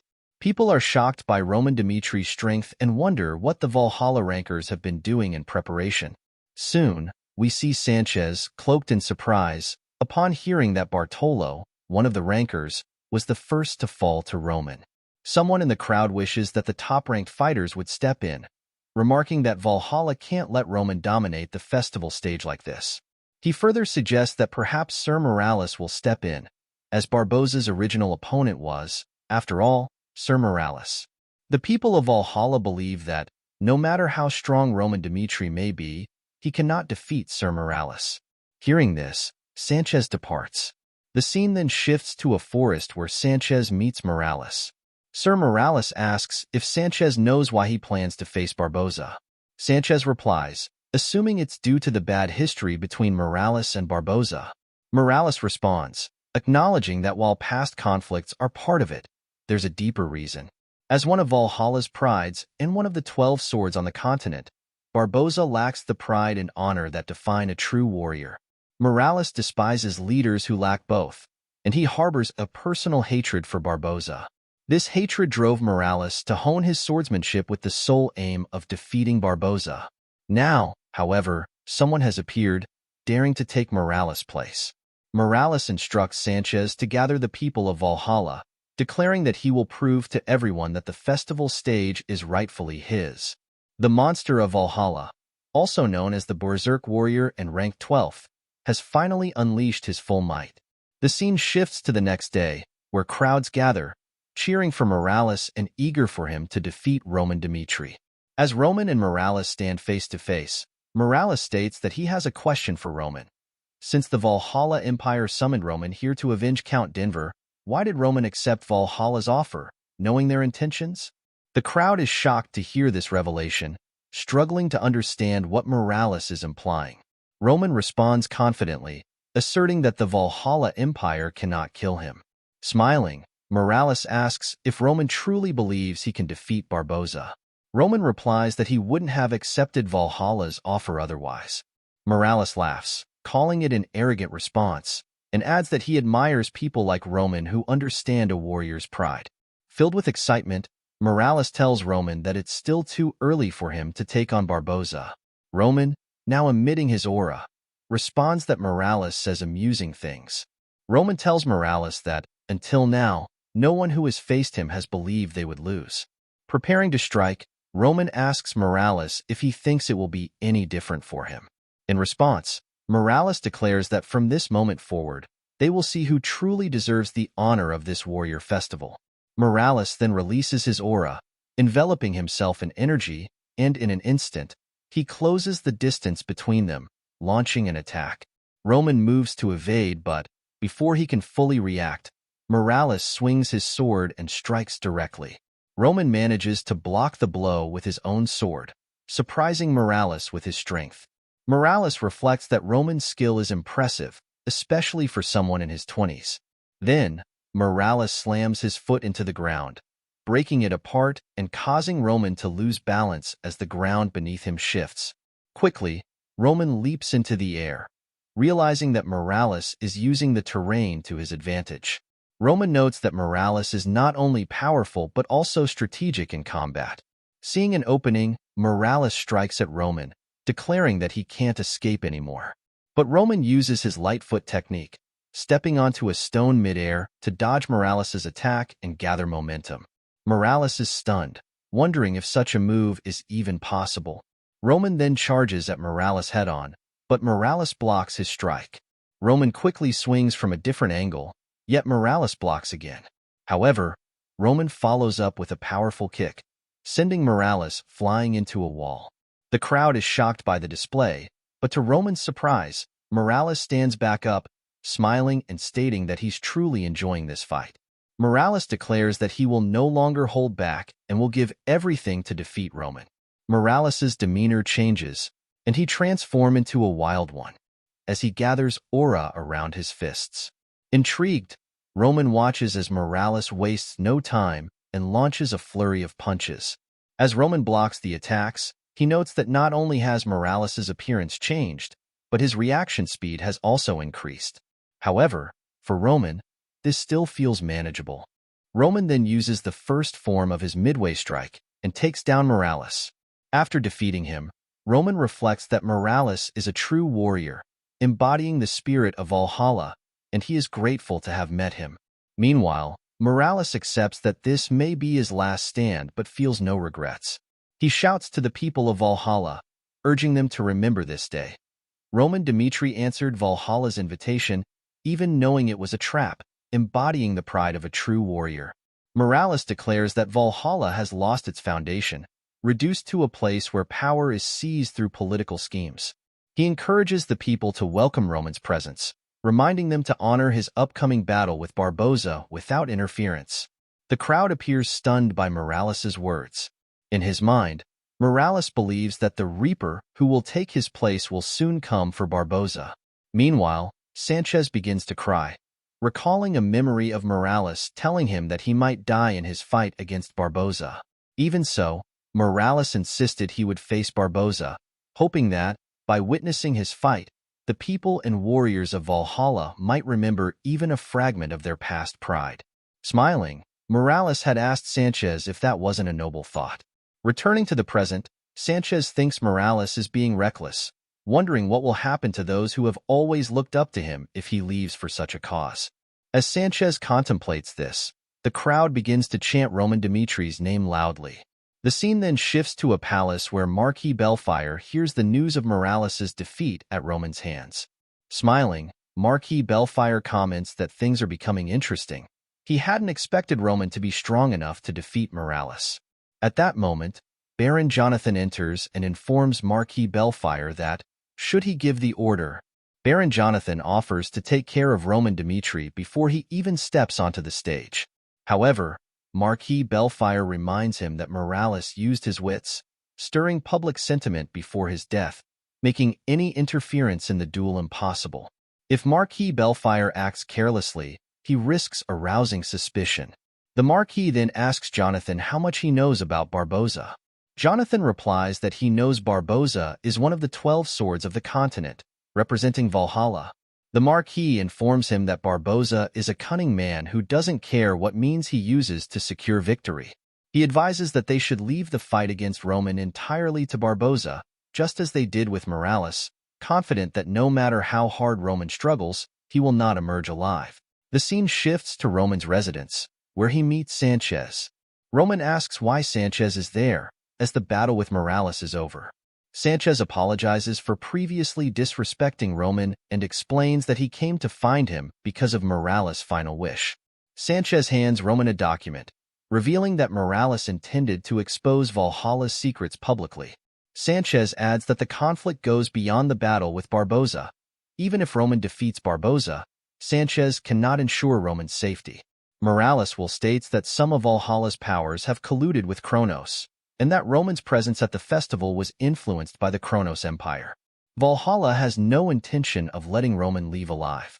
Sanchez urges Roman to leave Valhalla immediately, promising to help him. Roman responds that he understands and acknowledges the delicate balance between Kronos and Valhalla, noting that many believe Valhalla turns a blind eye to Kronos' atrocities. In reality, Valhalla and Kronos have formed a temporary alliance. Sanchez is stunned to hear this. Roman explains that by joining forces, Valhalla and Kronos aim to settle conflicts with surrounding forces and establish a justification for minimizing the damage to both empires. Roman tells Sanchez that if he considers this premise, it leads to the conclusion that the two empires are indeed in collusion. Sanchez, surprised, asks if Roman accepted the invitation knowing this fact, and whether he has the confidence to handle the situation. While Sanchez acknowledges Roman's strength, he points out that even humans have limits, and that once the warp gate connecting to Dimitry is blocked, escaping from Valhalla's grasp will be nearly impossible. At that moment, Roman informs Sanchez that even if the hidden truth is revealed, nothing will change. For the weaker nations on the continent, including Dimitry, protecting their own territories will inevitably mean facing this harsh reality. Even if Valhalla is setting a trap for him, Roman remains resolute. Kronos then attempts yet another plot to eliminate Roman. If Roman manages to defeat the 12 swords of the continent and return alive, that moment will mark a turning point in the coming war. Roman's actions would provide the justification needed to challenge the empire.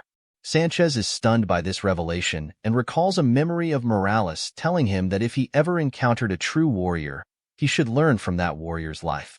Even if Sanchez couldn't live exactly as that warrior did, there would be valuable lessons for the future. The scene shifts to the present, with Sanchez leaving Roman's palace. Reflecting, Sanchez thinks that Roman will soon face a time of great trial. The scene then moves to the pre-festival, where the announcer declares that 30 contestants will enter the stage simultaneously, showcasing Valhalla's elite warriors. The gathered audience murmurs excitedly, speculating on who will emerge as the victor and discussing the unpredictable nature of the pre-festival stage. One observer remarks that perhaps Dimitri's flash will claim victory. Another spectator mentions looking forward to seeing Chris in battle, though he wonders if Chris might be outmatched against the other warriors. Since Chris serves Roman Dimitry, the same Roman who defeated Morales, he may not be an ordinary fighter. The announcer then introduces the first warrior entering the arena, Gonzalez of the Jonathan family, followed by Nera of the Isel family, Kargwin of the Lilfot family, Galiha of the Digger family, and finally Chris from the Duchy of Dimitry. The scene shifts to a memory of Roman informing Chris that this journey to Valhalla is perilous from beginning to end, and that the other pre-festival participants may attempt to eliminate him. Roman adds that Chris is the sword he trusts and urges him to defeat all the participants single-handedly to prove his strength. In response, Chris kneels, pledging to honor Roman's command and elevate Dimitri's name. Returning to the present, Chris, the Flash of Dimitry, makes his move. As soon as the festival begins, Chris charges toward his opponents. One Valhalla warrior mocks him, claiming it was foolish to target him, but to everyone's surprise, Chris uses his flash strike and defeats the warrior in a single blow. Inwardly, Chris knows that to defeat all 29 participants, he must not hesitate, maintaining the relentless flow of his lightning-fast sword strikes without interruption. Chris swiftly takes down several opponents in an instant, and the audience begins cheering in awe of his speed. Soon, only one Valhalla warrior remains. This warrior releases his aura and strikes at Chris, who manages to block the attack but is pushed back by its force. Filled with confidence, the Valhalla warrior begins to taunt Chris. In a split second, Chris counters and takes down the warrior, impressing Roman with his skill and speed. The audience erupts in applause for Chris as the announcer declares the match over, announcing Chris of the Duchy of Dimitry as the final winner. Exhausted and injured, Chris takes a knee in the arena, victorious. Frustrated, Chris realizes he can't move due to his injuries. At that moment, Roman telepathically instructs him to channel his aura to activate his body and temporarily heal the wound. Following Roman's advice, Chris uses his aura, temporarily mending the injury, and manages to stand back up. The audience erupts in applause, cheering for him. The announcer then declares that the ceremony's victor will now pay respect to His Majesty. Inwardly, Chris reflects that there is only one person to whom he would show respect. To everyone's shock, Chris directs his gesture of respect toward Roman, pointedly ignoring the Valhalla Emperor. The audience murmurs in astonishment, questioning whether such a display from a foreigner is allowed, with some commenting that it's disrespectful to Valhalla. Curious, the Valhalla Emperor asks about Chris's identity. Chris introduces himself, and the Emperor acknowledges that for a foreigner to win on Valhalla's stage is no small feat. Impressed, the Emperor remarks that thanks to Chris, he witnessed an exhilarating performance. The Emperor then asks Chris about the reason behind his actions, adding that he has no intention of scolding him or enforcing Valhalla's laws on someone from another nation. Instead, the Emperor is simply curious, as it is rare to see someone behave in such a way before him. Chris explains that while Valhalla's warriors fought on stage for their emperor, he entered the arena for his own lord, Roman Dimitry. The emperor remarks that Chris not only possesses impressive skills at a young age, but also shows deep loyalty to his lord, marking him as a remarkable talent. He notes that Valhalla has always been an empire that values talent and proceeds to make Chris a proposal. If Chris swears loyalty to the Valhalla Emperor here, he will receive a reward greater than any he could gain in Dimitry as his prize for winning the ceremony. Surprised by the offer, Chris replies that without his lord's guidance, he wouldn't have reached this level of strength. Thus, the worth the Emperor seeks lies not in Chris himself, but in Roman Dimitry. Chris respectfully declines, expressing his appreciation for the Emperor's offer. The Valhalla Emperor responds that if Chris has made his decision, there is no more to be done, and the ceremony concludes. The Emperor awards Chris a prize of immense wealth for his victory. The scene then shifts to the palace, where Marquis Belfire is furious with Baron Jonathan. Due to the Baron's boastful promises, Marquis Belfire ended up making empty pledges before the Emperor and now feels humiliated. Baron Jonathan apologizes and asks for another chance, but the Marquis tells him it's unnecessary, as Barboza has already taken action. The Marquis expresses hope that Barboza will succeed, seeing it as a final opportunity to regain standing. The scene shifts to Roman's quarters, where a servant brings in food and tea. Before offering it to Roman, the servant discreetly warns him not to eat, informing him that Barboza has made his move. To the servant's surprise, Roman telepathically asks for his identity. The servant reveals that he is part of a faction loyal to Lord Morales. The servant's faction only hopes that Roman will not fall victim to Barboza's cowardly tricks, wishing for his success. Reflecting on this, Roman realizes that the seeds Morales planted within Valhalla's society are still alive. He then takes a sip of the tea, surprising the servant, who asks why Roman is drinking it so carelessly. Concerned, the servant inquires if Roman is aware of what might be in the tea. Roman reassures him, explaining that he knows Barboza is skilled with poisons, but that poison has no effect on him. He then challenges the servant. If he truly wishes to help, he should test the remaining tea to prove it contains poison. The servant confirms it's possible, but time is an issue. Barboza likely chose this night of the ceremony for a reason, and any evidence presented afterward might be dismissed, especially coming from the defeated. Roman tells him not to worry, assuring him that if he brings Roman the results he needs, he will also achieve the outcome he desires. Roman suggests they start by catching the tail. The scene shifts to the kitchen, where Roman confronts the chef who prepared his food. The chef insists on his innocence, to which Roman responds that if the chef is truly innocent, he should call someone who can take responsibility for the situation. At that moment, Baron Jonathan rushes in, urging Roman to stop immediately. Roman, maintaining a serious expression, informs Baron Jonathan that the servants had just served him poisoned tea and were then rewarded with pouches of gold, as if they were being praised for their actions. He adds that it seems someone hopes he will lose on the festival stage. Shocked, Baron Jonathan wonders if Barboza's plan has somehow been exposed but quickly tries to cover up, telling Roman that such a claim is unfounded and that Roman should not disgrace Valhalla, especially during such an important event. Jonathan asserts that if anything improper has happened, he will take strong measures to address it, suggesting Roman's suspicions are excessive and that his fears are unfounded. Roman responds that there is no need to cancel the festival stage. It will proceed as planned. However, he has no intention of letting today's incident go unnoticed. If poison is found in his teacup, Baron Jonathan will be held accountable for his words. The scene shifts to Barboza's palace, where Marquis Bellfire informs Barboza that Roman has discovered the existence of the poison. The Marquis asks if this is a problem. Barboza responds, explaining that the poison he used is different from typical poisons. Initially, it has little effect, but over time it disrupts mana. Roman is likely aware that the poison has not fully taken effect yet, which is why he remains confident.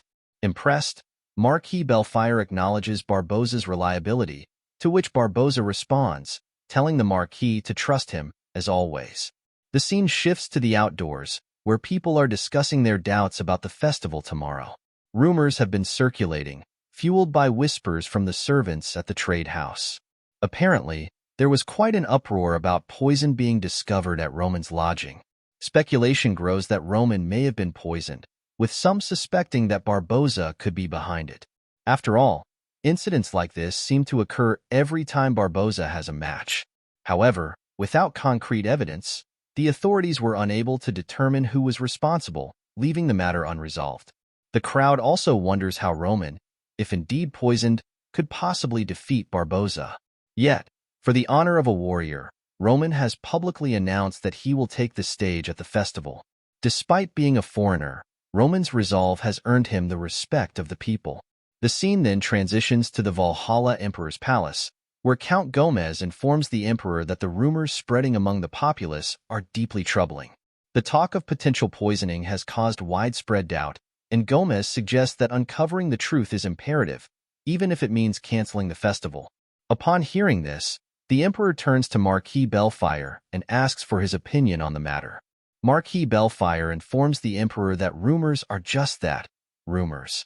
He confidently asserts that Barboza is a warrior capable of defeating Dimitry through sheer overwhelming strength and has no need for something as underhanded as poison. The Emperor, noting the Marquis's confidence, remarks that he, too, is looking forward to the match. Privately, Marquis Bellfire suspects that these intentional rumors are the work of the conservative faction. He believes the truth lies with Barboza and is certain that Barboza will prove his dominance as one of the continent's 12 swords. The scene shifts to the next day at the arena. The announcer declares that the star of the festival is about to take the stage. First, he introduces Barboza, a proud warrior of Valhalla and a distinguished member of the continent's 12 swords. Next, he announces Barboza's challenger, the young warrior Roman Dimitry.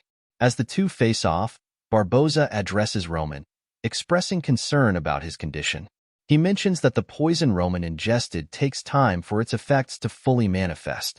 Roman, unsheathing his sword, responds with determination, stating that from the moment he first learned about this world, Roman was curious about the continent's 12 swords, renowned as the best warriors, and decided it was the right time to accept Valhalla's invitation. With a smirk, Roman confidently tells Barboza that the effects of the poison Barboza is expecting will not manifest. Barboza, smiling in return, dismisses Roman's words as nonsense. Privately, Roman reflects that Barboza will serve as an excellent example for preparing against future enemies and as a valuable demonstration of his abilities. He resolves that if he struggles even slightly against Barboza, then a war with the Empire would be out of the question. With a serious expression, Roman declares that if Barboza can block all his attacks, he will concede that Valhalla's strength is formidable indeed. As the announcer signals the start of the duel, Roman wastes no time and charges at Barboza, using his first Heavenly Demon sword technique. Barboza counters, effortlessly blocking Roman's strike with his sword. The force of the impact pushes both fighters back. Regaining his balance, Barboza launches a counterattack, striking at Roman with his aura-infused sword.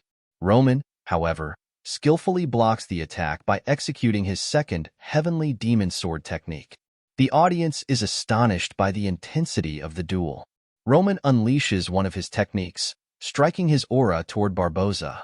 A shocked Barboza struggles to comprehend how Roman is displaying such overwhelming power, even while supposedly poisoned. However, Barboza regains his focus, breaks through Roman's aura, and prepares to strike. Yet, Roman remains one step ahead.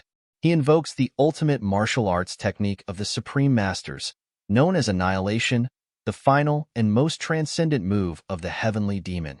The entire arena becomes engulfed in Roman's aura as he executes the technique, overwhelming Barboza and bringing him down. The audience is left in shock and awe at how decisively Roman defeated Barboza. The announcer declares Roman the victor of the duel, proclaiming that a new member of the continent's 12 swords has been born. At that moment, the servant Roman had tasked with examining the poisoned cup approaches him. The servant, visibly earnest, tells Roman that he has risked his life to uncover the truth and urges him to reveal it, so that Valhalla can find the right path. With those words, the servant hands the cup back to Roman. As Roman takes the cup, the audience begins murmuring, questioning the identity of the servant. Roman then addresses the crowd, stating that someone had poisoned the tea he drank the previous night. When he raised the issue, Baron Jonathan instead accused Roman of disrespecting Valhalla. Roman continues, saying that while he is less concerned about who used the poison, he is deeply disappointed in Valhalla's response to the incident. Holding up the cup, Roman reveals evidence of the poison, as the tea inside has visibly turned black. The audience gasps, speculating whether Baron Jonathan truly resorted to poisoning before the duel. Roman declares that if he had lost the duel against Barboza, the truth would have been buried, and he would have quietly faded into obscurity. Turning his gaze to the Emperor of Valhalla, Roman asks pointedly whether it is truly Valhalla's stance to hold him accountable for seeking the truth in a nation that prides itself on the honor of its warriors. Frustrated, the Emperor finally speaks, admitting that the Valhalla Empire has become a disgrace. The Emperor turns to Baron Jonathan and demands to know if Roman Dimitri's accusations are true. Hearing this, Baron Jonathan stammers and apologizes to the Emperor. Without hesitation, the Emperor orders the soldiers to bring the criminal before him. As Baron Jonathan tries to explain his actions, the Emperor silences him, declaring that Jonathan has disgraced Valhalla's honor. Without further deliberation, the Emperor delivers swift justice, bringing down Baron Jonathan on the spot. Turning back with a fierce, almost crazed expression, the Emperor looks at Roman and asks, "Is this enough?" Roman replies that it is not enough. Punishing Viscount Jonathan is merely a personal punishment. To ensure such incidents do not happen again, Roman suggests implementing institutional reforms. Hearing this, the Emperor of Valhalla grows visibly frustrated and storms out of the arena. Meanwhile, Marquis Bellfire reflects on the failed plan, acknowledging that Jonathan is dead and realizing he himself may not escape the Emperor's wrath. Later, the Emperor turns to Marquis Bellfire and asks for his opinion on Roman Dimitry.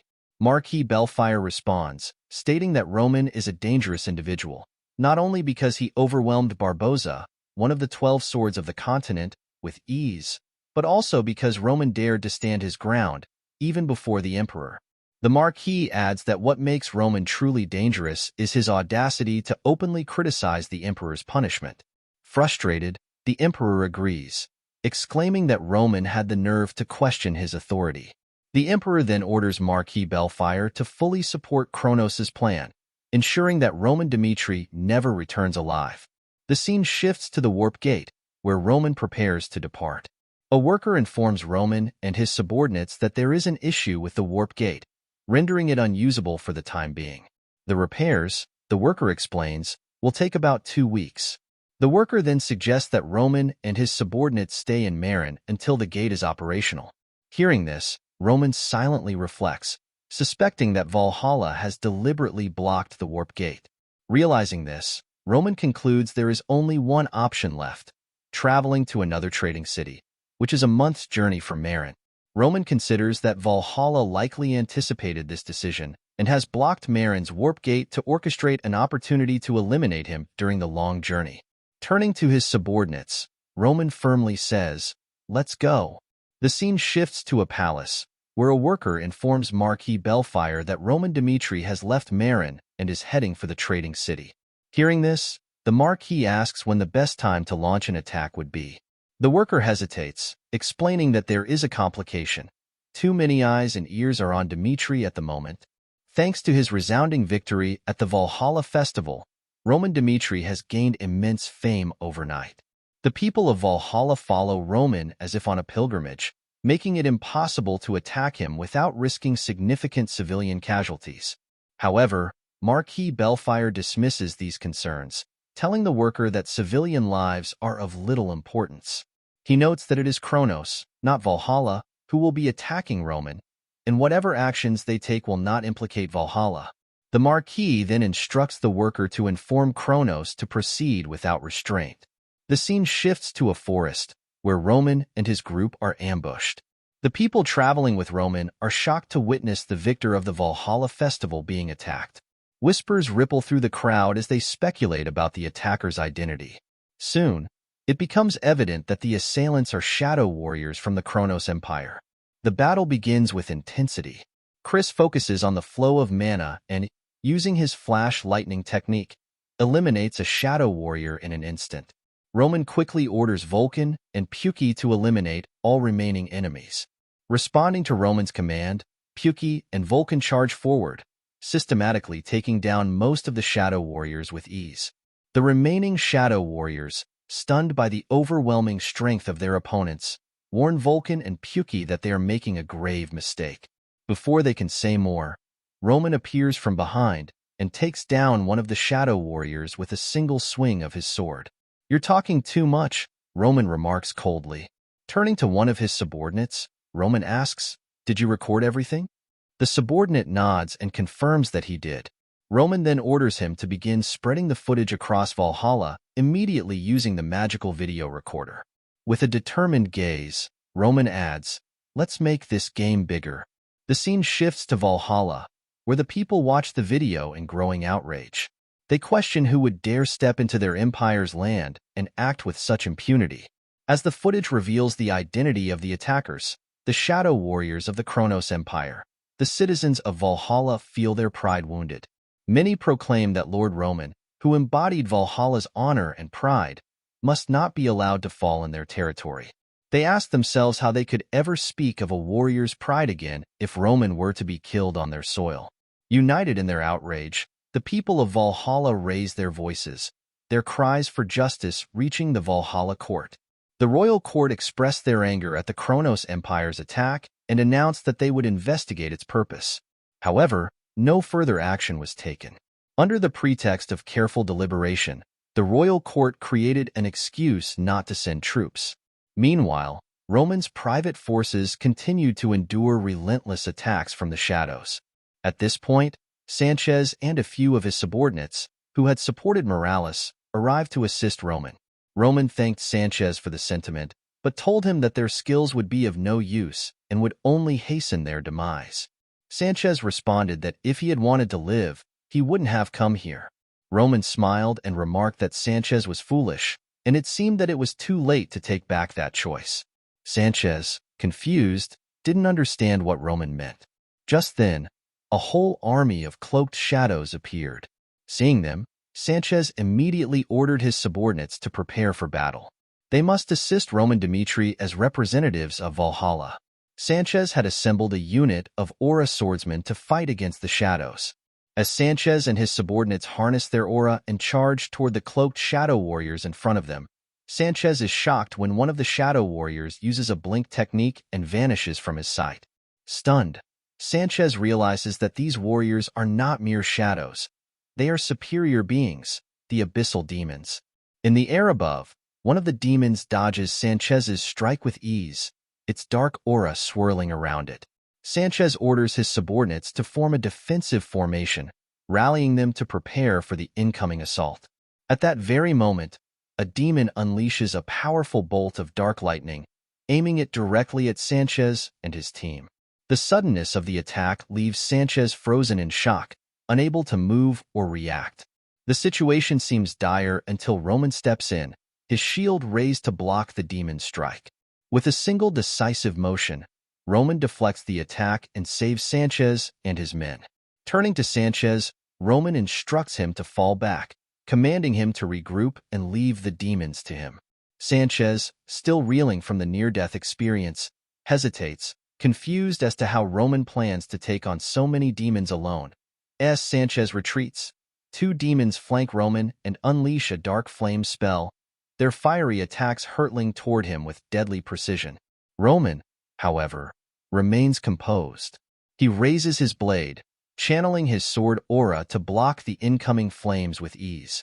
In a flash, he closes the distance between himself and the demons, taking them down before they can react. The speed and precision of his strikes leave the remaining demons stunned. Undeterred, another demon steps forward and casts an earth magic spell, Entangle, summoning a tangle of thick, gnarled tree roots to ensnare Roman. The roots coil around him, seeking to trap him in place, but Roman quickly counters, slashing through the vines with his aura-infused sword. The display of strength and skill leaves the demons visibly shaken amid the chaos. Another demon fires a dark arrow spell from behind, the projectile racing toward Roman and detonating in a massive explosion upon impact. However, to the demon's astonishment, Roman not only survives but dodges the attack effortlessly. He retaliates immediately, dispatching the attacker with ruthless efficiency. Just as he gains the upper hand, Roman finds himself surrounded by half a dozen cloaked demons. One of them steps forward, casting a sixth circle magic spell, Flame Cannon, and unleashes a massive blast of fire directly at him. The intensity of the attack scorches the air, yet Roman stands unfazed. Calmly, he remarks, revealing the presence of black mages so openly. Is this confidence in victory, or something else? He pauses before adding, the Kronos Empire is truly arrogant. Roman activates his flame art technique, effortlessly withstanding the fiery assault. His unyielding stance shocks the demons. Addressing them with a cold, authoritative tone, he warns, if you wish to live, then struggle until the very end. On the other hand, the dark mage, clearly rattled, is stunned that even a sixth circle spell has no effect. With no other choice, the mage forcefully elevates his magic to the seventh circle, casting a devastating firestorm spell. The inferno engulfs Roman, but as the flames subside, it becomes clear that he remains unharmed. Without hesitation, Roman charges forward, his movements swift and decisive. In an instant, he strikes down the mage, his power leaving no room for resistance. As he stands over the defeated enemy, Roman commands the last remaining demon, "Deliver this message to your emperor. The road to Dimitry is long, but if Kronos wants to kill me, now is their best chance." With the immediate threat neutralized, Chris approaches Roman, visibly bruised but composed. He reports that their side's losses have been minimal, though the warriors of Valhalla have suffered heavily, losing nearly half their numbers. Roman acknowledges the situation, his expression grim. He orders Chris to prepare the troops immediately, as they will move to the trade city without delay. At that moment, a subordinate approaches Roman, requesting his attention for something urgent. This prompts Roman to recall a conversation with Alex, who once explained that mastering fire required a natural affinity for it. Alex recounted how his master gained such an affinity after surviving a traumatic incident as a child. The proof lay in the burn scars that covered half of his master's face. Alex also shared the mystery of mages disappearing across the continent years ago, an issue not limited to Phoenix but affecting many regions. While suspicions of a connection arose, the lack of evidence caused the disappearances to fade from memory. Returning to the present, Roman listens intently as his subordinate suggests that the appearance of this black mage might be tied to those long-forgotten events. The black mage's resemblance to the former tower master troubles Roman. He considers the possibility that the burn scars on the mage's face are coincidental, but is struck by how closely the mage's fire-based magic mirrors that of Phoenix. Roman begins to wonder if a form of black magic exists, one capable of forcing obedience. Determined to uncover the truth, he instructs Chris to use a magical imaging device to record the faces of the shadow demons, emphasizing the importance of identifying their identities later. Chris agrees and suggests formally raising the incident with the international community, stating that even the Kronos Empire cannot avoid accountability. Roman nods, adding that the Empire's willingness to risk exposure by revealing one of its three shadows, the Black Mage, speaks volumes. Roman further explains to Chris that dealing with a powerful nation like Kronos means only fragments of the truth can surface. However, this battle has already begun to unearth secrets long buried.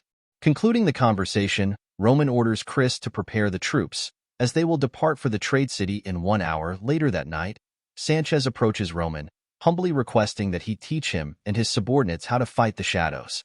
Roman, recognizing their determination, agrees, promising to share the technique through Chris. Surprised, Sanchez asks if Roman is serious. Roman reassures him, stating that the warriors of Valhalla have already proven their resolve and have earned the right to learn his technique. Overjoyed, Sanchez thanks Roman sincerely. The scene shifts to the next day, where Chris begins instructing Sanchez and his subordinates. He explains that there are two primary methods to exploit the weaknesses of the shadows. The first is to strike while the shadow bodies are being restructured, taking advantage of the brief gap in their defenses. The second is to sense the flow of the shadow's mana and sever the link binding their bodies. Sanchez and his subordinates look perplexed upon hearing this. Sanchez expresses his concern, noting that even as a 3-star Aura Knight, perceiving an opponent's mana flow is no simple task. He wonders aloud if Dimitry is filled with mana prodigies. The group discusses among themselves, questioning whether they can master such a technique in the limited time available before the upcoming battle. Overhearing their doubts, Chris silently acknowledges that teaching them will indeed take time. The scene transitions to the bustling trade city, where Roman meets Rodriguez, the leader of Valhalla's nocturnal division. Rodriguez, ranked 7th within Valhalla's hierarchy, approaches Roman with an air of authority, informing him that they will escort him from this point forward. However, Roman, exuding confidence, dismisses the offer outright. He curtly tells Rodriguez to dispense with formalities, stating he has no need for their assistance. Roman points out that shadows cannot wreak havoc within Valhalla's territory without explicit permission from the Emperor. He further asserts that the Emperor of Valhalla merely deployed troops to save face and maintain public perception. Roman advises Rodriguez to fabricate a plausible excuse and withdraw his forces. Rodriguez, unfazed, remarks that Roman's reputation for boldness is well-earned. He warns Roman against escalating the situation further and suggests he stay in the city and keep a low profile.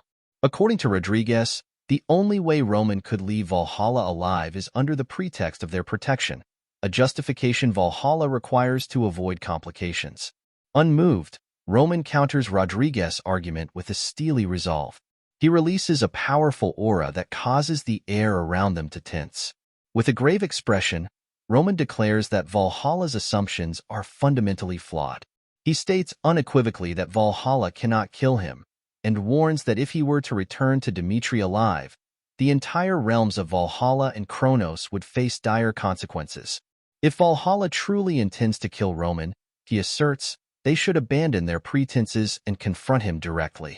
Rodriguez, maintaining his composure, expresses regret over Roman's refusal to cooperate, though his tone carries a note of resignation. He warns Roman to struggle to the very end if that is his choice, adding ominously that their paths will inevitably cross again. Later, at the warp gate in the trade city, a worker informs Roman that travel to Adelion is currently impossible. With Kronos shadows invading the borders, Valhalla has declared a state of emergency. As a result, all warps to foreign nations have been prohibited. The worker further explains that if Roman's destination is Dimitry, his only viable route would require traveling near Paolo, and the journey would have to be made entirely on foot. Sometime later, Sanchez approaches Roman, his expression heavy with suspicion. He voices his concerns, pointing out that this is an obvious trap. Valhalla's actions, Sanchez argues, make it clear they are deliberately obstructing Roman's departure, waiting for the perfect opportunity to strike once he crosses the border. Roman listens quietly before responding with calm determination. He acknowledges Sanchez's concerns, admitting that once he crosses the border, both Kronos and Valhalla are likely to unite in their efforts to take his life. Hearing this, Sanchez hesitates before asking if Roman still intends to cross the border despite the dangers. Roman's eyes narrow as he answers resolutely. He states that Valhalla's leadership has become deeply corrupt, implying that their decay justifies the risks he must take. His tone leaves no room for doubt. Roman has already decided to forge ahead, regardless of the peril that awaits. Roman reflects on Valhalla's decline, lamenting how it has abandoned its past glory and surrendered to the compromises of reality. The Valhalla Roman has experienced, he declares, can no longer be called a land of warriors. Its spirit has eroded, leaving behind a hollow shell of what it once stood for. Roman continues, stating that compromising with Valhalla's current state would equate to submission, something he refuses to accept. This, he explains, is why he is willing to take the risk and forge his own path forward. Moved by Roman's determination, Sanchez steps forward and pledges his loyalty, insisting that he will accompany Roman on this perilous journey, even at the cost of his own life. Roman, however, firmly rejects the offer. He explains that Sanchez must remain in Valhalla, as his presence there is critical to the future of their cause. Sanchez protests, stating his unwavering desire to stand beside Roman, but Roman interrupts with a grave warning. He explains that the moment Sanchez crosses Valhalla's border alongside him, Sanchez will no longer be seen as a loyal citizen but as a traitor, a witness to Valhalla's disgrace. To protect its reputation, Valhalla's royal family would undoubtedly eliminate everyone involved to cover up the evidence. Roman then shifts the focus to a potential path forward. He mentions Duke Vieto, a figure of influence who resides in seclusion on Valhalla's southern edge. Roman instructs Sanchez to seek out individuals like the Duke, those who still hold true to Valhalla's ideals, and unite them under a single cause. Building a force capable of opposing the corrupt royal family, Roman asserts, is the only way to restore Valhalla's former glory. He entrusts Sanchez with this vital mission, emphasizing that the burden of what is to come will be borne by Dimitry. The scene transitions to the following day. Roman, resolute in his purpose, marches forward with his forces. As Roman and his forces pressed onward, they were confronted by Rodriguez and his contingent of soldiers. With a smirk, Rodriguez greeted Roman, asking mockingly if he had rested well the previous night. He reminded Roman of his earlier warning, that they would meet again soon. Rodriguez then taunted him, stating that if Roman had sworn loyalty to Valhalla, he could have enjoyed a life of wealth and glory. However, since Roman had chosen to reveal hostility, Rodriguez declared that he could not allow him to leave alive. Unfazed, Roman responded with calm intensity, observing that those who remain at the top for too long often fall into dangerous delusions. They begin to believe, Roman noted, that they can control everything, blinded by an overconfidence in their own strength. As he spoke, Roman unsheathed his sword, its blade gleaming in the dim light. His voice steady, he added that he had been waiting for Rodriguez. Seizing the moment, Rodriguez ordered his soldiers to charge forward and eliminate Roman and his men. Both sides surged toward each other, and the battlefield erupted into chaos. Amid the frenzy, Roman demonstrated his unparalleled skill, taking down the most elite of Rodriguez's soldiers with ease. Watching the spectacle, Rodriguez gritted his teeth, his expression a mix of frustration and determination. He couldn't deny Roman's prowess, hailed as a great warrior even among the people of Valhalla. But Rodriguez saw this as an opportunity, not a setback. If he could be the one to end Roman's reign, it would be a triumph to savor, a victory that would elevate his own standing. Without wasting another moment, Rodriguez drew his weapon and charged forward, his gaze fixed on Roman. His strike was swift, aimed to end the confrontation decisively. Rodriguez observed Roman with narrowed eyes, his thoughts swirling. He had already witnessed Roman's strength firsthand, yet he remained confident. Roman might struggle all he wanted, but Rodriguez believed the outcome was inevitable. Roman could not defeat him. With this conviction, Rodriguez decided to unleash his special technique, the evergreen slash. The air shimmered as Rodriguez's sword cut through it, his attack aimed with lethal precision. However, Roman, ever the seasoned warrior, anticipated the strike. In a flash, he raised his sword and blocked the attack with remarkable composure. Before Rodriguez could recover, Roman countered with a single, devastating blow, and Rodriguez fell in an instant, defeated. The scene then transitions to the grand halls of the Valhalla Palace, where the Emperor of Valhalla sits upon his throne, contemplating recent events. Roman Dimitry, the Emperor, mused aloud, truly is an interesting individual. He admitted to his advisors that guerrilla tactics would no longer suffice. Without the intervention of Valhalla's top-ranked elite warriors, there was no hope of stopping Roman's relentless advance. Shifting the blame, the Emperor declared that the true instigator of this chaos was the Kronos Empire. Ultimately, he stated, the responsibility for these failures lay with them. After a moment of reflection, the Emperor issued a command. Valhalla's forces were to retreat temporarily. He wanted to observe how the Kronos Empire would act from this point onward. From that moment, Roman crossed the border unimpeded, and Valhalla's offensive came to an abrupt halt. However, the respite was short-lived, as Kronos launched an all-out attack. The Dimitry soldiers, though hardened by grueling training, were beginning to reach their limits. After over 2 weeks of relentless forced marches and constant battles, fatigue weighed heavily upon them. Even so, the sight of Roman at the forefront, fighting valiantly alongside his men, the soldier gritted their teeth and held on. The Roman forces commanded their front line to prepare, for the Kronos forces had made their appearance. Chris, exhausted, reflected grimly that the Kronos Empire seemed determined to never give the Romans a moment of respite. However, the situation shifted when Edwin Hector arrived to reinforce the Roman forces. Taking charge, Edwin promptly ordered his soldiers to assist Dimitri's troops and launch an attack against the enemy. Edwin deployed his fire field, successfully blocking the incoming shadow soldiers of Kronos. The Kronos soldiers, visibly flustered, were taken aback when reinforcements arrived for Dimitri. Amid the chaos, Edwin approached Roman urgently and informed him that he must return to Dimitri immediately, as the city was under direct attack by Kronos forces. Hearing this, Roman simply smiled, displaying an air of confidence. The scene then transitions to a memory where Roman addresses his soldiers, sharing a critical insight. He explains that his invitation to Valhalla is known across the entire continent. Considering the widespread knowledge of his movements, Roman reasons that if he were in the position of the Kronos Empire, they would view this as an ideal opportunity to act. He poses a thought-provoking question to his soldiers. Do you believe the Kronos Empire would let such an opportunity slip away without taking advantage of it?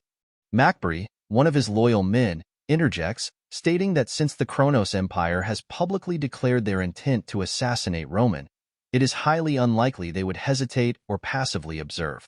Henderson expresses his concerns, emphasizing his fears for Roman's safety.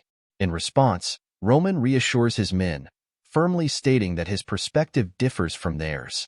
Roman elaborates, explaining that the Kronos Empire, unconcerned with the opinions of neighboring countries, is likely to adopt a dual strategy.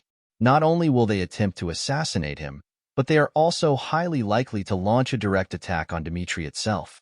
This dual-pronged approach, Roman asserts, aligns perfectly with Kronos' aggressive and calculated nature.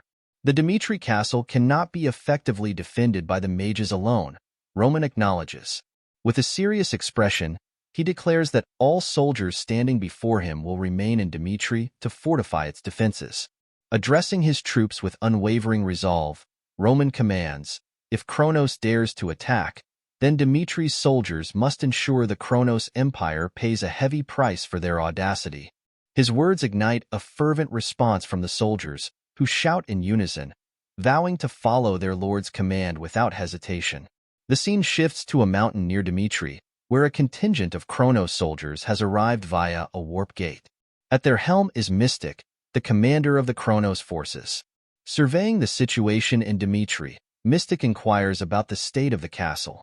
A soldier promptly reports, "It's no different from usual." With Roman Dimitry still at Valhalla's border, there is no conceivable way he could return to Dimitry within 3 days, even if he were to set out immediately. Satisfied with the information, Mystic gathers his troops and announces that the attack will begin without delay. Raising his hand, he channels his power and unleashes a devastating lightning spell directed at the Dimitry border. However, his attack is intercepted by the activation of the Great Shield, an advanced defense mechanism protecting the castle. The powerful barrier neutralizes Mystic's strike. Alarmed by the sudden attack, a Dimitry soldier stationed at the border raises the alarm, alerts everyone at Dimitry base about the enemy attack, and all the soldiers starts to get ready for battle. Meanwhile, Mystic observes the situation unfolding before him with a contemplative expression. Internally, he acknowledges the rumors he had heard about Dimitri's formidable defense system, thinking to himself, "So, this is how strong it truly is." The soldier's response time is exceptionally fast. However, he quickly reassures himself it's still within the margin of error. Speaking confidently to his troops, Mystic declares, "Let Dimitry struggle to its heart's content. Their fate has already been sealed." As the Kronos soldiers advance toward Dimitri's border, they trigger the activation of the Great Shield, a massive defensive mechanism that continues to repel their progress. The scene then shifts to Jonathan, one of Dimitri's key commanders, who is leading the second unit.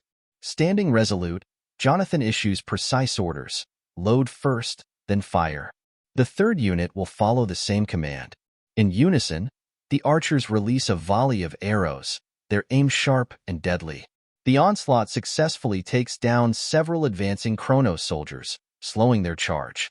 Amid the fierce battle, Felix, another prominent figure in Dimitri's forces, steps forward and unleashes a powerful spell. His rainy fire incantation engulfs the battlefield in a blazing inferno, striking the approaching Kronos soldiers with devastating precision. Mystic's eyes widen in shock as he realizes that Felix has cast a sixth circle spell, an advanced level of magic rarely seen outside of powerful nations. This revelation shakes Mystic's confidence momentarily. He mutters under his breath, "A sixth circle spell? From a mere duchy? Dimitry is far more dangerous than I anticipated. They truly possess the power to oppose the Empire." However, Mystic thinks to himself that if he crushed Dimitry completely this time, it will send a clear message to the kingdoms across the Salamander continent. Let this battle serve as a warning to all who dare defy the Kronos Empire. The scene shifts deeper into Dimitry territory, where Kronos shadow soldiers infiltrate using their advanced stealth spells. Moving silently through the city, the shadow soldier commander issues his orders with precision: destroy the primary facilities. If you encounter any key individuals, take them down on the spot. However, as the shadow soldiers proceed, an unsettling feeling begins to creep in. The city of Dimitry is eerily quiet, too quiet. Despite their unease, they decide to push forward, focusing on their mission and dismissing the ominous atmosphere as mere paranoia. Suddenly, Henderson and a group of Dimitry soldiers emerge from the shadows, launching a surprise counterattack. The Dimitry forces swiftly take down several shadow soldiers, their ambush disrupting the Kronos unit's plans. Amid the clash, McBurney surveys the situation and remarks with grim determination. Just as Lord Roman predicted, Kronos is targeting Dimitry directly. But we'll make them regret underestimating us. Meanwhile, the scene transitions to the Dimitry border, where Rodwell Dimitry stands deep in thought. His mind races as he considers the dire situation and what he must do to protect his homeland. From this moment on, he reflects, everything I do must be for Dimitri's survival. As Rodwell strategizes, Kronos soldiers, having scaled the Dimitry territory wall, spot him from their elevated vantage point. Recognizing Rodwell as a critical target, the Kronos troops immediately move to strike him down. Their objective is clear: take down Rodwell Dimitry and secure the gates, opening a path for their main forces to enter the city. The tension rises as the Kronos soldiers close in on Rodwell, poised to deliver a decisive blow. Rodwell skillfully deflects the soldiers' strike with his sword, his movements precise and resolute. As he fends off the attack, a determined thought crosses his mind. In Roman's absence, I, Rodwell, will uphold my responsibilities and duties as a defender of Dimitry. Drawing upon his inner strength, Rodwell releases a powerful aura. With a series of swift and decisive strikes, he takes down the soldiers in his path, reaffirming his resolve to protect Dimitry at all costs. The scene transitions to another part of Dimitry, where the Kronos shadow soldiers are advancing steadily, their mission clear. However, their path is suddenly obstructed by a line of Dimitry soldiers, standing firm and ready to defend their homeland. The shadow soldier commander steps forward, his voice cold and authoritative. Stand aside if you value your lives, he warns, hoping to intimidate them. But the Dimitry soldiers do not waver. Among them stands Fernando, now the knight commander of the Dimitry Duchy Royal Order. The scene briefly flashes back to a memory of Roman, who once told Fernando, "Live for me, Fernando." These words echo in Fernando's mind. Returning to the present, Fernando, drawing his sword with a commanding presence, declares, Kronos has finally crossed the line. As he releases his powerful aura, his voice resonates with unyielding determination as he continues. Not a single Kronos soldier will take another step past this place. Fernando reflected on the day. He had expressed his gratitude to Roman Dimitry and resolved to become the sword that protects the Dimitry royal family. Now, Fernando, his aura blazing around him, charged forward toward the Kronos soldiers. With his aura-infused sword, he struck them down with precision and power. The captain of the Shadow Knights looked on, shocked at Fernando's unexpected strength. Surprised but undeterred, the captain commanded his knights, "I will handle Fernando. The rest of you, proceed to eliminate the targets on the list." As the Shadow Knights dispersed in various directions, Fernando's voice rang out, resolute, "You're not going anywhere." He swiftly ordered the Dimitry Knights to intercept the enemy forces. The loyal Dimitry soldiers moved to block the remaining Shadow Knights, and the battle erupted. Amidst the chaos, Fernando thought to himself, "A sword gains its true meaning when wielded. That's when its existence achieves significance." Until now, Fernando's life had been a relentless struggle, a weak swordsman striving to surpass his limits. He had been little more than a feeble warrior flailing in the shadows of greatness. But Roman Dimitry had shattered those limits, and for Roman's sake, Fernando would fight with everything he had. Fernando vowed to live as the sword of the Dimitry royal family until his dying breath. Demonstrating his unmatched skill, he swiftly defeated the Shadow Knight captain. The scene shifts to outside the castle, where Mystic watches in disbelief at the failure of even the elite Shadow Knights. A soldier rushes in with urgent news. An emergency alert has been issued in the northeastern area. Reinforcements from the Dimitry Duchy territories have been deployed, and troops from the Cairo Kingdom are mobilizing to the border. The enemy reinforcements could arrive in as little as 12 hours. Hearing this, Mystic remarks on Dimitry's growing threat, stating, "The more I learn about Dimitry, the more dangerous they seem." Mystic further declares, "Failure is not an option in this fight." With Roman out of the picture, Dimitry must be brought down. The scene transitions to the interior of the Dimitry royal palace, where a masked figure silently infiltrates. In one swift strike, the intruder takes down a guard with ease. Introducing himself as Soon, the masked man exudes confidence, arrogantly proclaiming, "The Dimitry knights are worthless." His statement is punctuated by the distant sounds of battle echoing from outside the palace. Soon realized that the others had already been dealt with. Among the three-pronged shadows of Kronos, there were assassins who channeled physical power through dark auras, known as shadows, and those who wielded black magic, referred to as the demons of the abyss. Soon, the final prong, was the Knight of the Abyss. Advancing through the Dimitry royal palace, Soon encountered Kevin. Observing him, Soon remarked, "A young yet wild lynx-like face, radiating venom and madness, a being said to be under Roman's command. If I recall correctly, his name is Kevin." Smirking, Soon continued, "This situation couldn't be more ideal. I have the chance to eliminate both the target and the Duke of Dimitry at once." Releasing his aura, which filled the surroundings with an oppressive energy, Soon confidently declared, "I'll kill you right here and now, Kevin." The scene shifts to a memory, Roman speaking to Kevin. With a reassuring smile, Roman said, "The one I trust the most must remain in Dimitry. And I've decided. You are the right person for that role." Back in the present, Kevin faced Soon, the weight of Roman's words echoing in his mind. As he witnessed Soon's immense strength, Kevin realized the harsh truth. Soon was a formidable opponent, one he could not hope to defeat on his own. Roman had trusted Kevin and left him behind, believing in his capability. Kevin, determined to uphold that trust, resolved that his duty was to buy time for the Duke of Dimitry to escape, even at the cost of his own life. He released his aura and prepared for battle. To Kevin's shock, Soon moved with lightning speed, passing right through him in an instant. Soon's strike aimed at Kevin's shoulder, but was too shallow to deal serious damage. Observing this, Soon thought to himself, "Is Kevin particularly attuned to sensing killing intent?" Smirking, Soon said aloud, "That's fine. Struggle to the end and entertain me." Kevin, still reeling from the close call, couldn't believe how narrowly he had avoided a critical injury. Soon wasted no time, launching another attack. Kevin managed to block the strike with his sword, but the sheer force of Soon's blow threw him off balance. Frustration surged within Kevin as he realized that Soon was completely out of his league. In fact, Soon's power seemed to rival, or even surpass, that of Count Nicholas, the finest swordsman of Cairo.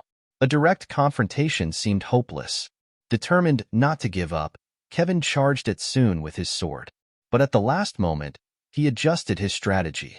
Feinting to the left, then quickly to the right, Kevin moved unpredictably in a desperate attempt to find an opening against his vastly superior opponent.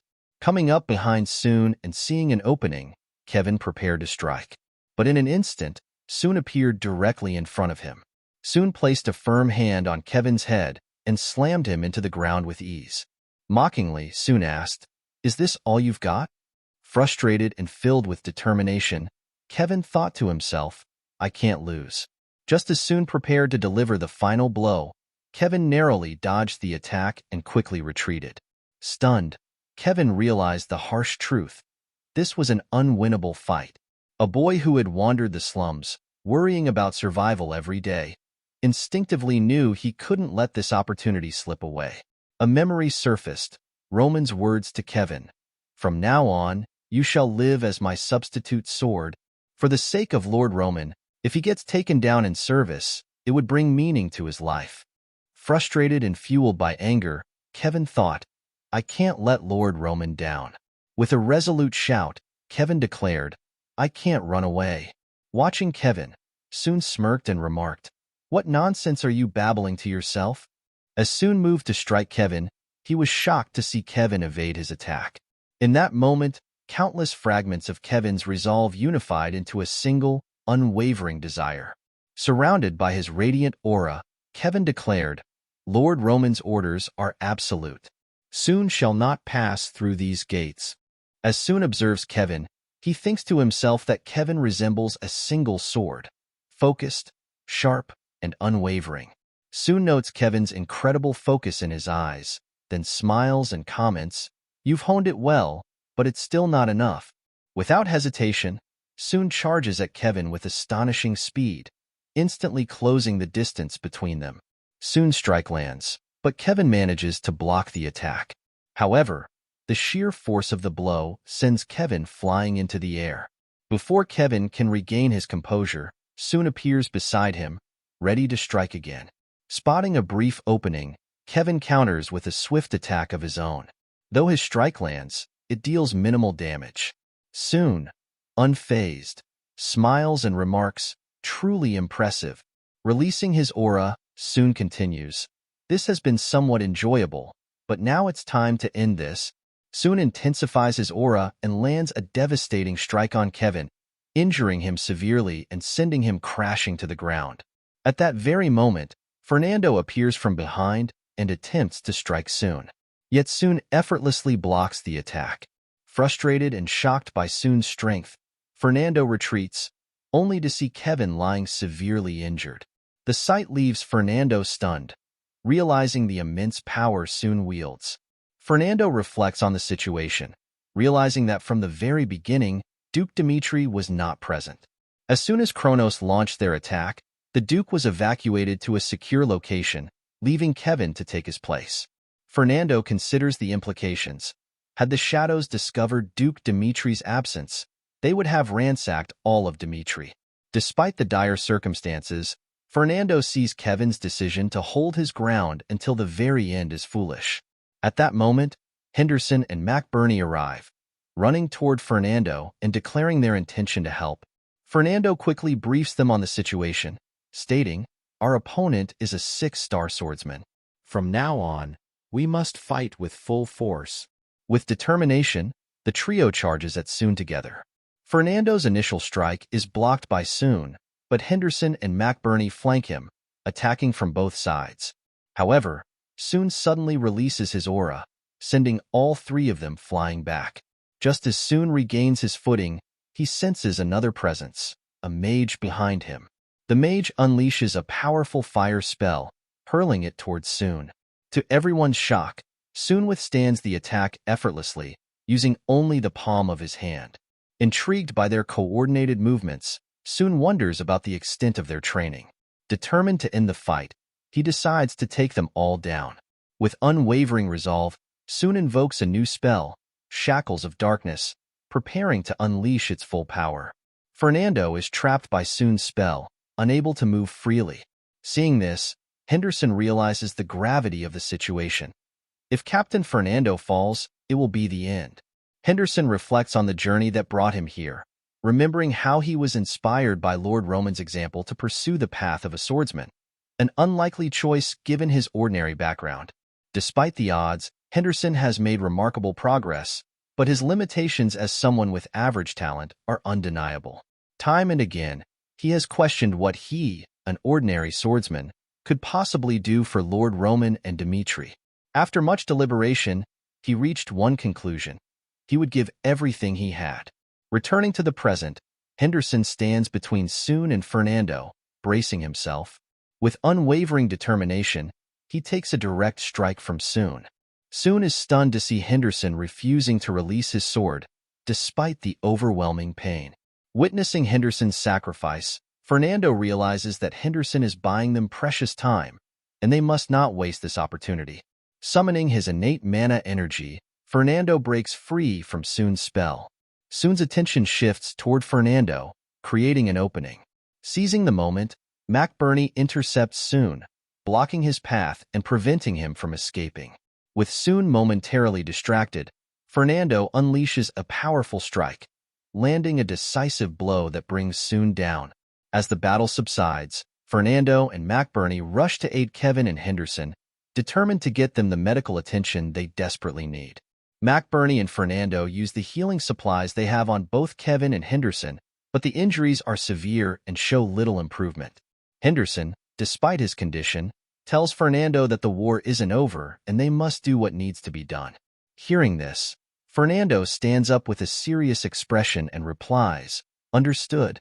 Turning to Kevin and Henderson, he says firmly, "Just wait and don't die." Filled with anger and determination, Fernando vows to take down the remnants of Kronos immediately. The scene shifts outside, where Mystic is facing Felix from Dimitry. Mystic is shocked to see that the mage can hold his ground against him. Wondering if this is truly the power of the newly established Dimitry, Mystic decides to retreat. As he turns to leave with his subordinates, Mystic warns, Dimitry shouldn't think this is the end. As Mystic and his group attempt to retreat, a yellow-haired woman appears in front of him. "I told you not to let me catch you," she declares. Mystic is stunned by her sudden appearance. The woman confidently states, "I'll make sure you reveal where he is hiding." Before Mystic can respond, a massive explosion erupts on the mountain where the Kronos forces had gathered, marking a decisive moment in the battle. A few days had passed since Dimitry successfully repelled Kronos' invasion and Mystic fled. Dimitry, having swiftly reorganized, finally welcomed back the eagerly awaited Roman. The scene shifts to Roman entering Dimitry with his forces, greeted by the jubilant cheers of the people. The citizens of Dimitry gathered to celebrate Roman's return, congratulating him on his remarkable achievement of making it into the continental rankings. Later, inside the palace, Roman greets his father and announces, "I have returned." His father, while proud, remarks that he should ask how Roman is, but given the current situation, he hopes Roman will understand the urgency. Turning serious, his father inquires how Roman believes Dimitry should address the situation. Despite Roman's accomplishments, the Kronos invasion left fear and anger rippling through Dimitry. Roman reassures his father, saying, "Don't worry. I will take care of everything." Lucas then informs Roman of the significant damage Dimitry has suffered, highlighting that Kronos appeared to have moved their forces without the use of a warp gate. This revelation puzzles Roman, and he begins to wonder how Kronos could have achieved such a feat. Lucas assures him that he will investigate the matter thoroughly and report back with detailed findings. Lucas further reports that Kevin and Henderson's conditions are critical. Both sustained severe injuries during their battle with the six-star Aura swordsman and are currently hovering between life and death. Henderson's condition, in particular, is extremely dire. Roman, however, remains composed and asks, "They're alive, right?" When Lucas confirms, Roman instructs him to lead the way. Upon reaching them, the doctor informs Roman that today marks a critical turning point. Despite using the best potions and the power of the priests, the doctor has only managed to keep Kevin and Henderson alive. Their conditions remain highly unstable, and, troublingly, a mysterious aura lingering in their bodies is hindering their recovery. Observing this, Roman reflects silently. So it has come to this. Memories of the past surface, memories of the Mad Demon, a follower of the Heavenly Demon Baek Joong-Hyuk.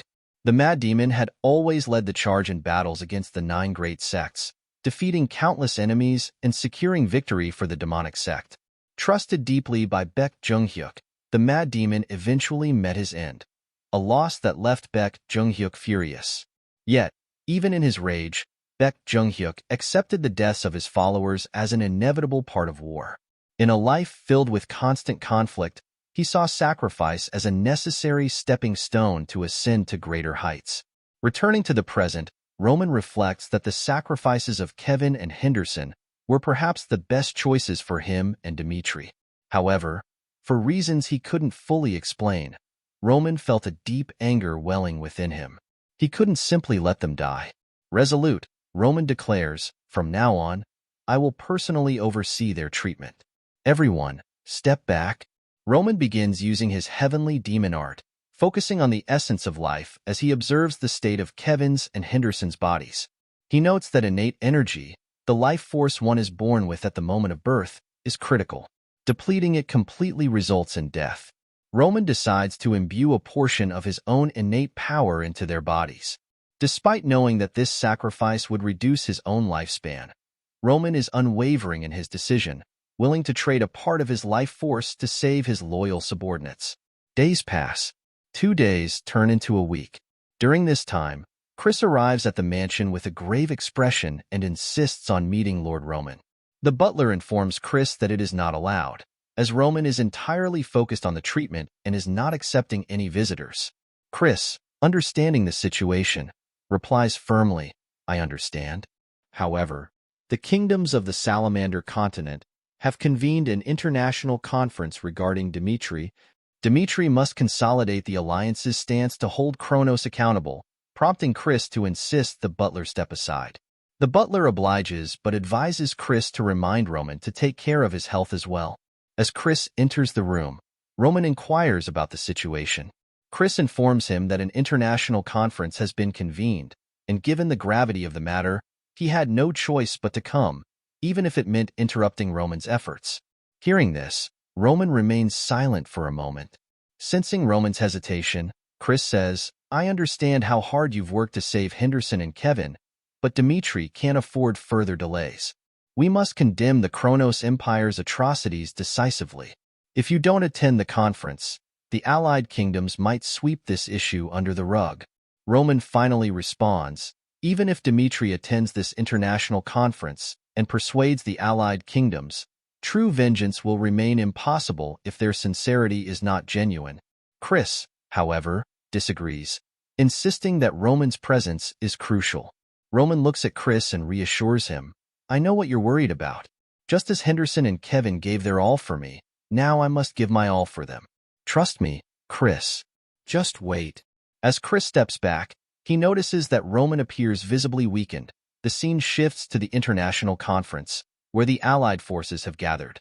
The King of Odelia addresses the assembly, stating that the situation is highly complex. He emphasizes that the unprovoked attack on Dimitry by the Kronos Empire is a grave atrocity deserving punishment. However, the king expresses his concern that this could escalate into a full-scale war. He warns that such escalation might accelerate Kronos' ambitions for continental conquest, potentially bringing their plans to fruition sooner than expected.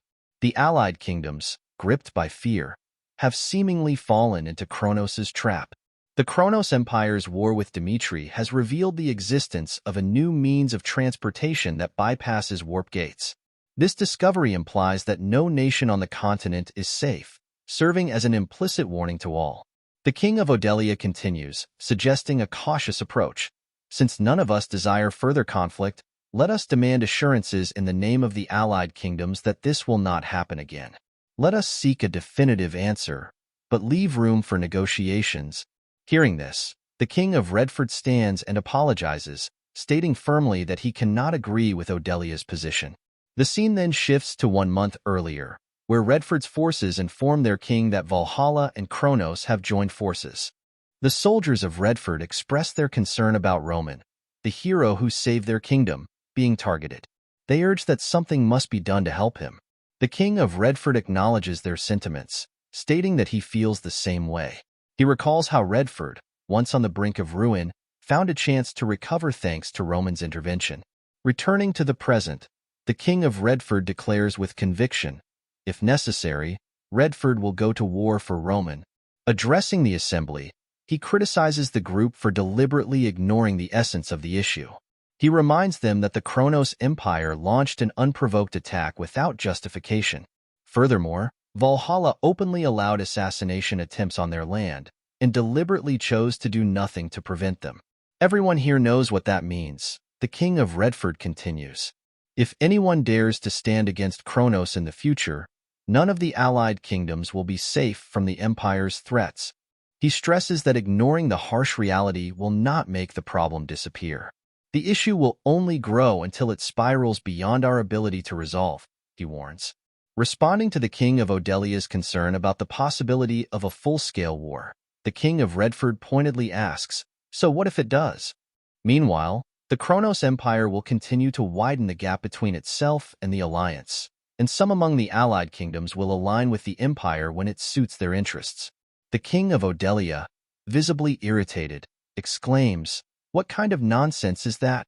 Angered, the King of Redford retorts, "What you're saying is nonsense.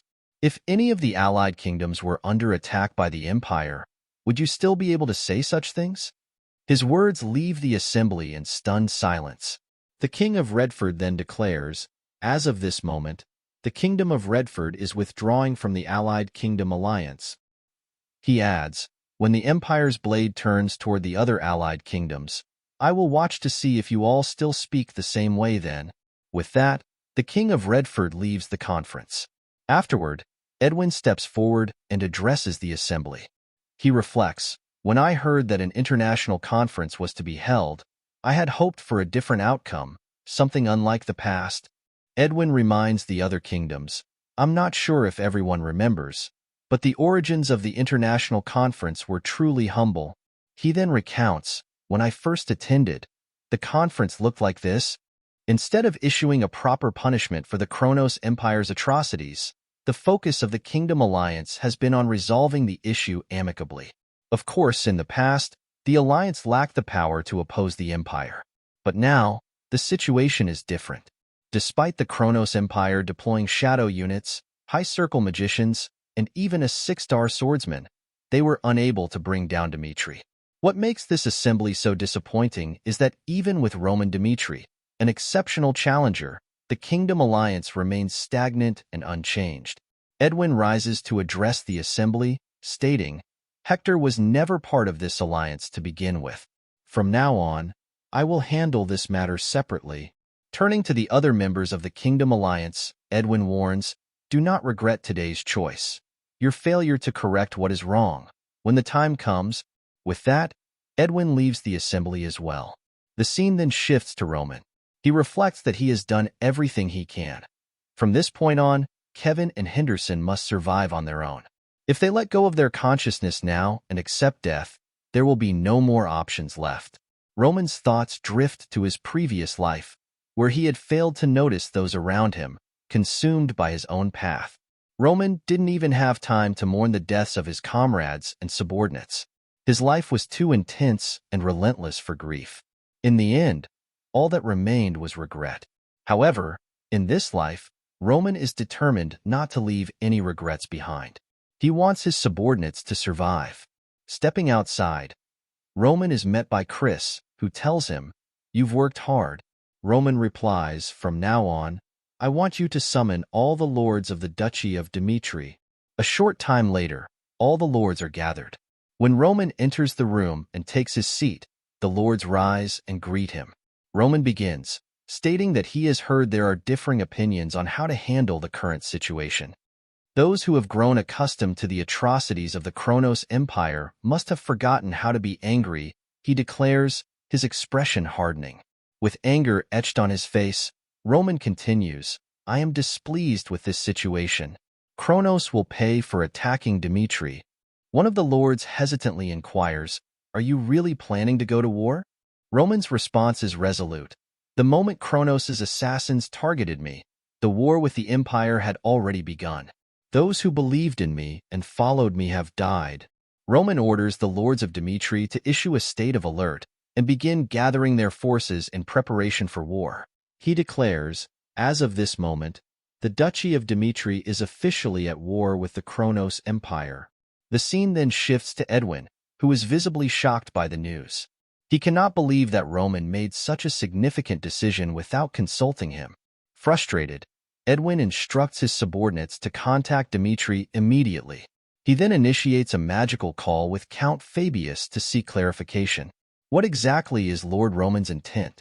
Hector needs to understand his plans, Edwin demands. Count Fabius replies calmly, It is exactly as you've heard. Lord Roman intends to exclude Redford and Hector from this matter. He plans to act with the combined strength of Cairo and Dimitry alone to seek revenge against Kronos. Count Fabius continues, therefore, Lord Roman requests that you announce this decision at the international conference immediately. After hearing this, Edwin thought to himself that Roman's intentions must be countered this time. He realized the reason Roman didn't attend the international meeting was because he assumed the Kingdom Alliance would not agree to his plans for revenge. That was the judgment Roman had made.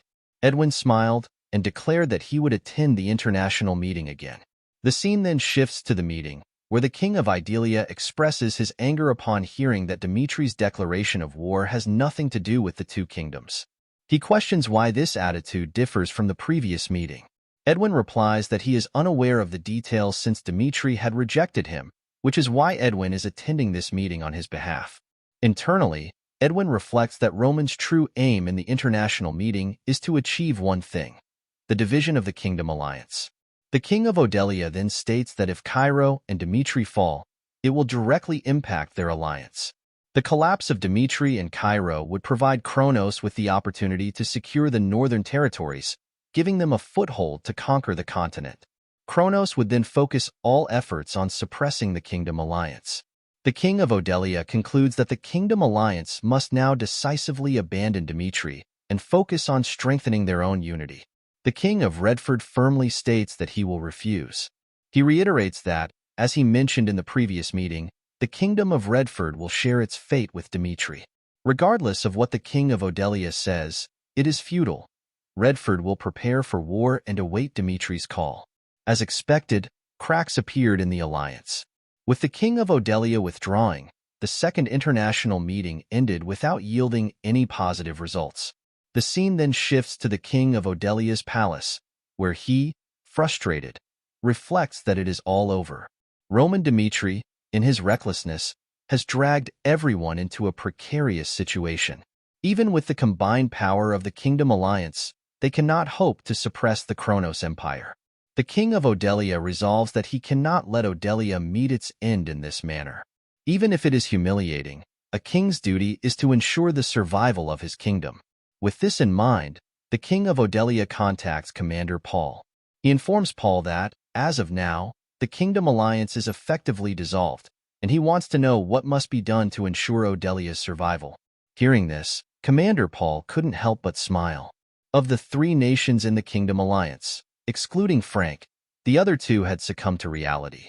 The scene then transitions to a few days later at the Kronos Empire's eastern outpost, known as Rascal Territory. The scene opens with 2 soldiers conversing among themselves, questioning how Dimitry could possibly stand against the Kronos Empire. One soldier remarks that, no matter how strong Dimitry might be, it is impossible to face such a powerful adversary. At that very moment, Chris appears from behind and takes down one of the soldiers with a single strike. The other soldier, shocked, attempts to alert his comrades, but is swiftly taken down by Chris with another decisive blow. Chris then informs Roman through a magical communication device that he has secured the targeted location. Dimitry estimates that the main forces of the Kronos Empire will arrive at the site in approximately 6 hours. Upon hearing this, Roman orders his soldiers to eliminate as many enemies as possible before their arrival. Chris responds, "Yes, Lord Roman." On a night when the world was at rest, Dimitry lit the spark that signaled the beginning of war.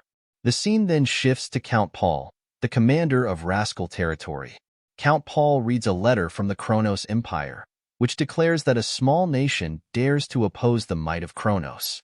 The letter commands Rascal to gather its forces and prepare to face Cairo, Dimitry, and any allied forces. The Kronos Empire vows to crush them all. Count Paul reflects that once the main forces of Kronos arrive at Rascal, Dimitry will not be able to hold out for long and will inevitably fall. There seemed to be no movement to assist Dimitry, leaving no chance for his victory.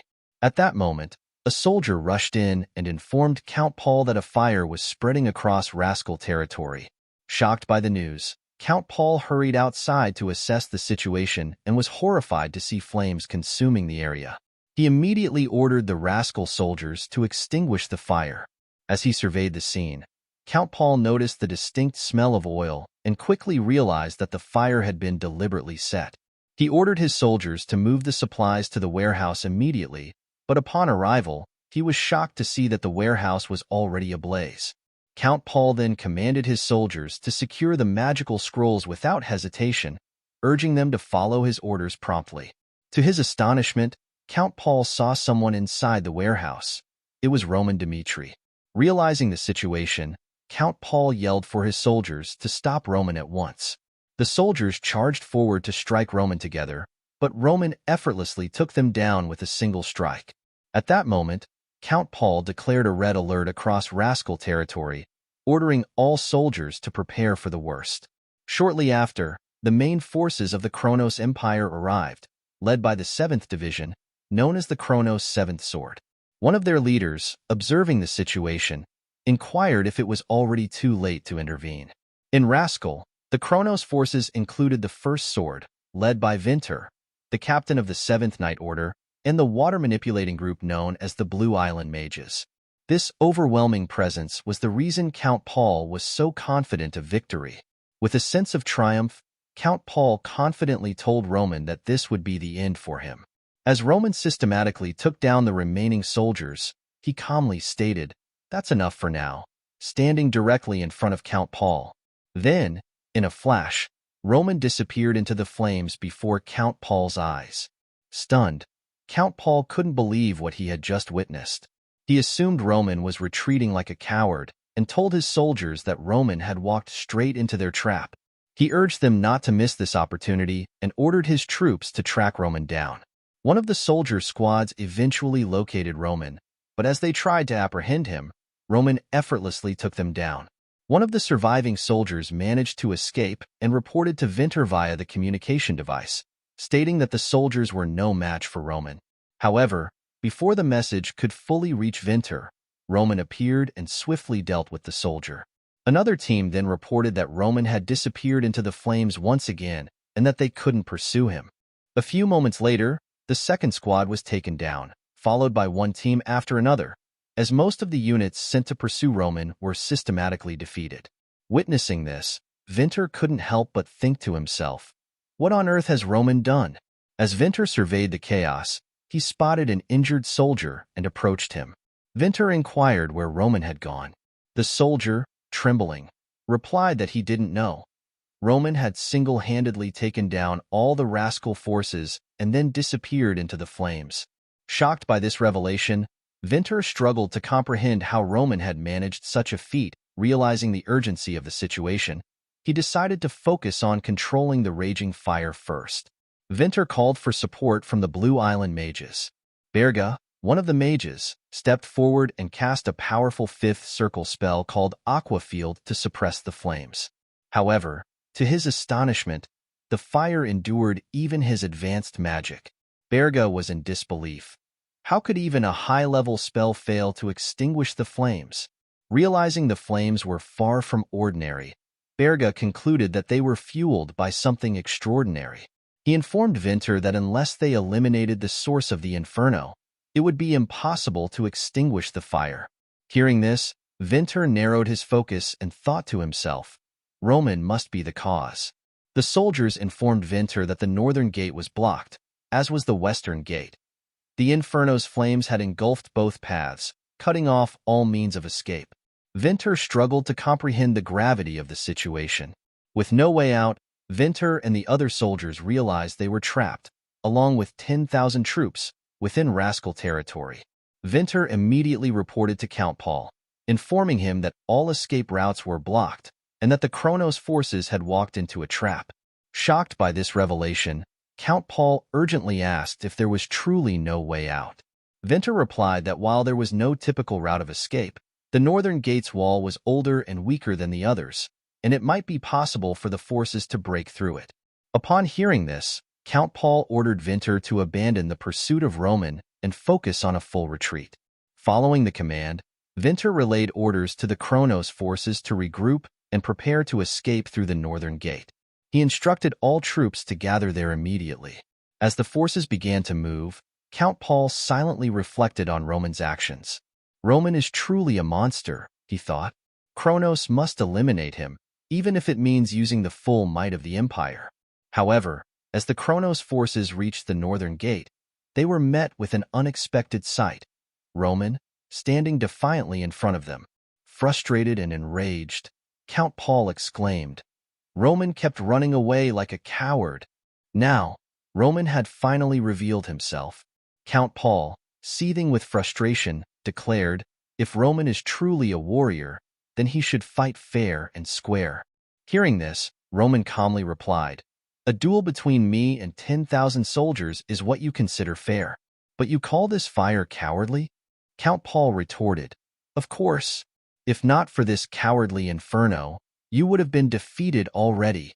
Roman smirked and responded, if that's what you believe, then I will create a path to the northern gate. He added with unwavering confidence, "I promise you, if you defeat me, the Kronos forces will survive this inferno." Count Paul, angered by Roman's arrogance, shouted, "You're too full of yourself, Roman." He then ordered his soldiers to attack Roman together. Winter, alongside the Seventh Night Order, charged forward as well. As the battle ensued, Winter managed to strike at Roman. But at that moment, Roman unleashed the second form of his heavenly demon swordsmanship. With a single, devastating strike, Roman caused an enormous explosion that shook the battlefield. Roman thought to himself, there was no scheme from the start. The Inferno was merely meant to block the Kronos forces' escape. From the very beginning, my goal was to take down all 10,000 troops of Kronos with my own hands. With that single decisive strike, Roman defeated Winter and his forces, leaving no doubt about his overwhelming strength. Roman has defeated Winter.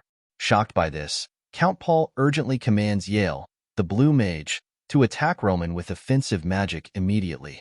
However, Yale hesitates, knowing that such an attack would also inflict damage on their own forces. Dismissing Yale's concern, but Count Paul tells Yale, "Why does that matter? If we remain like this, Roman will seize our entire force. Rather than falling at the hands of the enemy, our own soldiers should take the hit for the Empire instead." Understanding the gravity of the order, Yale finally complies. He instructs the Blue Mages to prepare their spells. They unleash a barrage of aqua balls, while Yale himself casts aqua cannon, directing the powerful attack toward Roman. The assault also strikes Count Paul's own forces, but to everyone's shock, Roman effortlessly leaps through the attack, closing the distance between himself and Yale in an instant. Wasting no time, Yale casts a hold spell to immobilize Roman, but Roman effortlessly breaks through it. Without hesitation, Roman counters with a devastating lightning strike, taking down Yale and the entire group of Blue Mages with a single, decisive blow. As the battlefield falls silent, Roman approaches Count Paul. Frustrated, the Count demands to know why Roman has gone to such lengths, questioning his actions in a war where Dimitry is doomed to lose anyway. Why is Roman rushing to his death? The rascal forces are merely a tiny fraction of Kronos' massive army, and no matter how much Roman struggles, he cannot possibly withstand a full-scale war against Kronos. Hearing this, Roman's expression darkens, seemingly angered by the remark. The scene then shifts to a memory. After the death of the Mad Demon, Baek Joong-Hyuk traveled alone to Hanam Province, arriving at Sung Mountain, the sacred grounds of Shaolin, where the leader of the 9 great clans resides. The sudden appearance of the Heavenly Demon threw Shaolin into chaos. A place revered by the righteous Murim, only one man remained standing, Baek Joong-Hyuk. Amidst the devastation, a man stepped forward and asked Baek Joong-Hyuk, "Why?" Baek Joong-Hyuk responded coldly, "My person has died." His words left the man stunned. Then, with unwavering resolve, he declared that the old master at the peak of the 9 great clans had no right to lay a hand on his people. Returning to the present, Roman turns to Count Paul and asks, "Do you know why I chose to wage war against Kronos?" Without waiting for a response, he continues, "Because Kronos dared to set foot on Dimitry's land and threaten my people." Count Paul is stunned. He cannot believe that Roman launched such an audacious assault merely because his pride was wounded. Frustrated, he scoffs and tells Roman, "You are truly laughable, judging national affairs with such a childish mindset." Because of Roman, the people of Dimitry are now on the verge of annihilation, and yet he fails to realize it. Roman smirks and turns to Count Paul. "Survive, no matter what. Even if it means being buried alive. Report what happened in Rascal to the Empire and then die. Do whatever you want," he says coldly. Without hesitation, Roman strikes down Count Paul. The scene then shifts to the Kronos Palace, where a worker rushes to inform Marquis Memphis that an urgent message has arrived. Count Paul's forces in Rascal have been completely wiped out. Shocked, Memphis immediately orders reinforcements to be dispatched to Rascal. Wasting no time, he proceeds to inform the king. Standing before the throne, Memphis solemnly states, "Based on the reports, it appears that Rascal has truly fallen. Currently, a siege is being prepared to capture Dimitry." Memphis hesitates before adding, "Never did I imagine that 10,000 troops would be eradicated so easily. I take full responsibility and apologize for this failure." The king remains silent for a moment before responding. "Marquis Memphis, I believe Roman Dimitry is sending me a message, one that directly challenges the notion that the Kronos Empire rules this continent." Dimitry boldly launched a preemptive strike on Rascal. Since Roman's emergence, the once unbroken history of Kronos victories has been tainted. In response, the king summons the mystic and inquires about the current situation. The mystic enters and informs the king that Dimitry appears to be closely monitoring Kronos movements. Furthermore, the being that appeared in Dimitry earlier was likely a warning, not to underestimate Kronos' plans. The king contemplates for a moment before remarking, "This is an opportunity. And just as before, Kronos will crush them this time as well." The mystic smiles and replies, "Understood." Without hesitation, the Kronos king issues a decree. Mystic and Marquis Memphis are to proclaim a forced conscription order, starting with Dimitry. Additionally, he commands that all kingdoms on the continent fall under the rule of Kronos. For when the monster of the continent rises, the prelude to war begins.